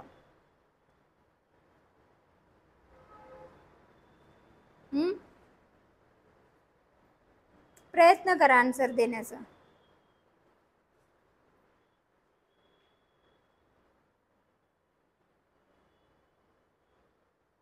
हे बघा, पुढील 3 दिलेत ना, याच्यापैकी कॅशू कुठे मिळतात, भारतामध्ये, गोव्यामध्ये, बरोबर की नाही, आणि जगामध्ये ब्राझील.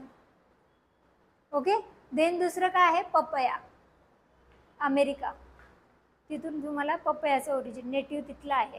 लास्ट राहिलं काय, रेड सँडर्स, हे आपल्याकडे बघायला मिळतं. ओके, सो तिसरी प्रजाती म्हणजे ऑप्शन कोणता निवडाल, 1 मिनिट मी पाहते आन्सर. ऑप्शन कोणता निवडाल, 1 मिनिट. ओनली 1, रेड सँडर्स, हे काय आहेत, भारतामध्ये बघायला मिळतात. म्हणजे काय, ह्या ज्या आहेत ना, आता तुम्हाला प्रश्न पडेल, मॅम जर हे आपल्याकडे नाही आहेत तर 3 गोष्टी आपल्याकडे अवेलेबल कशा आहेत. तर विचार करा, आपल्यावर एवढं वर्ष राज्य झाले, ट्रेड आपला कधीपासूनचा आहे, सिंधू संस्कृतीमध्ये पण ट्रेड बघितलेला, आणि किती बियाणं आपल्याकडचं तिकडं आणि तिकडचं इकडे येत असेल, आणि त्याच्यातूनच ह्या प्रजाती काय झाल्या तिथे, पण ह्या नेटिव्ह स्पेसिस नाही आहेत. आता अशा वेळेस असा क्वेश्चन येतो ना, माहीत आहे तर करा, फॅक्ट आहे, आपण 3 करायला जाणार, कारण 3 गोष्टी आपल्याकडे मिळतात आणि आपण नेमकं चुकून येणार. एवढा सोपा क्वेश्चन आहे, याचा अर्थ लॉजिक शोधायचा विचार करा की आहे का माहीत, नेटिव्ह आहेत का, त्या पद्धतीने काय कराल तुम्ही, आन्सर कराल. ओके, फॅक्च्युअल क्वेश्चन होता. Which one of the following is synthesised in human that dilates blood vessels and increase blood flow. Direct उत्तर मिळतं, नायट्रिक ऑक्साईड. ओके, क्वेश्चन वाचूनच काय आहे, फॅक्च्युअल क्वेश्चन आहे. याच्यात क्वेश्चन काय विचारलेला आहे, डायलेट, डायलेट करणं म्हणजे काय, एक्सपांड करणं, बरोबर की नाही, कशाला एक्सपांड करणं, डायलेट ब्लड व्हेसल्स आणि इन्क्रीज ब्लड फ्लो. जर ह्या ब्लड व्हेसल्स आहेत, ह्या जर ब्रॉड झाल्या तरच ब्लड फ्लो काय होईल, चांगल्या पद्धतीने होईल. आज तुम्ही बघताय बघा, हार्टमध्ये ब्लॉकेज येणं म्हणजे काय होतं, ह्या व्हेसल्स ज्या आहेत इथे काय होणं, आर्टेरिओ स्क्लेरोसिस म्हणतात ना त्याला, आर्टेरिओ स्क्लेरोसिस, आर्टरीज ज्या आहेत त्यांच्यामध्ये फॅट जमा होणं, आणि याच्यामुळे ह्या आर्टरी अशा भरून येतात, ही फॅटची लेअर काय होते, भरून येते, आणि इथे तुम्हाला मग रक्त वाहनं जे आहे ते प्रॉपर होत नाही आणि ब्लड जाणं बंद झालं, याचा अर्थ हे तर काय झालं, पूर्ण ब्लॉक, हे काय झालं, ब्लॉक झालं, ब्लड जाईल कुठून. आणि हार्टमध्ये ब्लॉकेजेस आज किती लोकांकडे तुम्ही बघत असाल, किती लोकांकडे बघितलं असेल तुम्ही की हा प्रॉब्लेम आहे, कार्डियाक प्रॉब्लेम आहे, बरोबर की नाही. सो हे या गोष्टीसुद्धा तुम्हाला इथे काय होतात, पाहायला मिळतात. त्याचं उत्तर काय द्याल, डायरेक्ट मी जे सांगितलेलं आहे, नायट्रिक ऑक्साईड. ओके, NO ज्याला म्हणतो आपण, नायट्रिक ऑक्साईड हे उत्तर आहे. हे नायट्रिक ऑक्साईड काय करतं, ब्लडमध्ये जातं आणि ब्लडला एक प्रकारे ह्या आर्टरीज आहेत ना त्यांना ते थिक करण्याचं काम करतं, आणि त्यामुळे ब्लड फ्लो चांगला होतो. कोणाचं फंक्शन आहे ते, नायट्रिक ऑक्साईड. अगेन हा बायोलॉजी किंवा बेसिक रिलेटेड क्वेश्चन होता. जेव्हा तुम्ही काय शिकाल कार्डियाक सिस्टम त्याच्यामध्ये कवर होणारा हा क्वेश्चन होता, पण आपण EVS मध्ये इन्क्लूड करून घेतला. Okay. Then consider the following statement. Identification of narcotics on passengers at airport on in aircraft. पहिलं वाक्य. ओके. देन सेकंड आहे मॉनिटरिंग ऑफ प्रेसिपिटेशन आणि थर्ड आहे tracking the migration of animals. आणि पुढे विचारले in how many of the above activities can radar be used. आता तुम्ही याचं आन्सर कसं द्याल? रडार कुठे कुठे यूज केलं जातं? रडारबद्दल डिझास्टर मॅनेजमेंटमध्ये ऐकलं असेल तुम्ही. इवन तुम्ही मे बी यस करंटमधले लेक्चर्स ज्यांनी बघितले त्यांनी ऐकलं असेल डिझास्टर मॅनेजमेंटमध्ये. ओके. हे रडार काय करतात? ट्रॅक करायचं काम करतात की नाही? एखाद्या गोष्टीला काय करतात? ट्रॅक करतात. याचा अर्थ विचार करा, आज नेव्हिगेशन सिस्टममध्ये तुम्ही GPS बघत असाल. कोणाचा आहे? Global positioning system.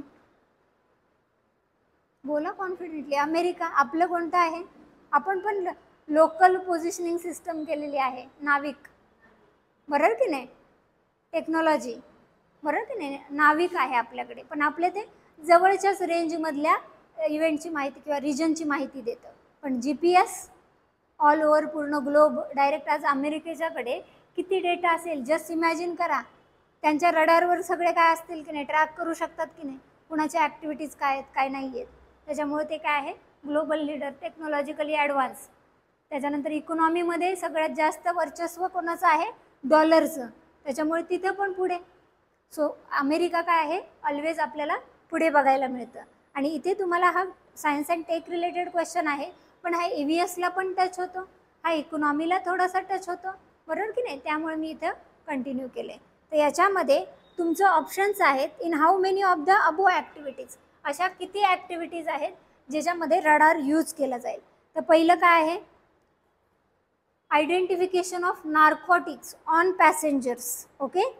Identification of narcotics on passengers at airports on in aircraft. नार्कोटिक्सचा आणि तुम्हाला रडारचा संबंध वाटतो का? काही संबंध आहे का? जास्त नाही. सो पहिलं स्टेटमेंट तुम्ही काय कराल? कम्प्लिटली एक्सक्लूड करून टाकाल. बरोबर. दुसरं स्टेटमेंट बघा. दुसरं स्टेटमेंट आहे मॉनिटरिंग ऑफ प्रेसिपिटेशन. प्रेसिपिटेशन होणार आहे हे कशावरून कळतं?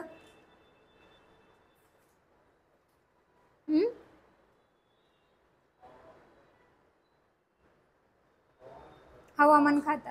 रडारमधून माहिती मिळेल की नाही? वातावरणाची कंडिशन काय आहे, मान्सून वारे कोणत्या दिशेने चाललेत, किती प्रवाह आहे त्यांचा. बरोबर की नाही? ह्या बेसिक माहिती रडारच्या माध्यमातून मिळतात. आणि म्हणून सेकंड स्टेटमेंट काय म्हणाल? राईट. आता थर्ड स्टेटमेंट बघा. Tracking the migration of animals. Obvious. Track तर आपण करू शकतो. इथं तुम्हाला विचार करायची पण वेळ नाही. मग किती स्टेटमेंट राईट आहे? 2. बरोबर की नाही? ओनली 2. सेकंड आणि थर्ड. याचा अर्थ आता इथे त्यांनी कन्फ्यूज काय केलं? हे शब्द टाकून ओनली 2, केवळ 2. म्हणजे 3 नाही, केवळ 2 आहेत. आणि केवळ 2 म्हणजे आपल्याला काय वाटेल? फक्त सेकंड आपल्याला वाटेल. हाऊ मेनी विचारलंय ना, त्यापैकी किती? 2 स्टेटमेंट. ओके. क्लिअर होत आहे? In which of the following are hydrogels used? Okay. पहिलं काय आहे? Control drug delivery in patient. Control drug delivery in patient. Okay.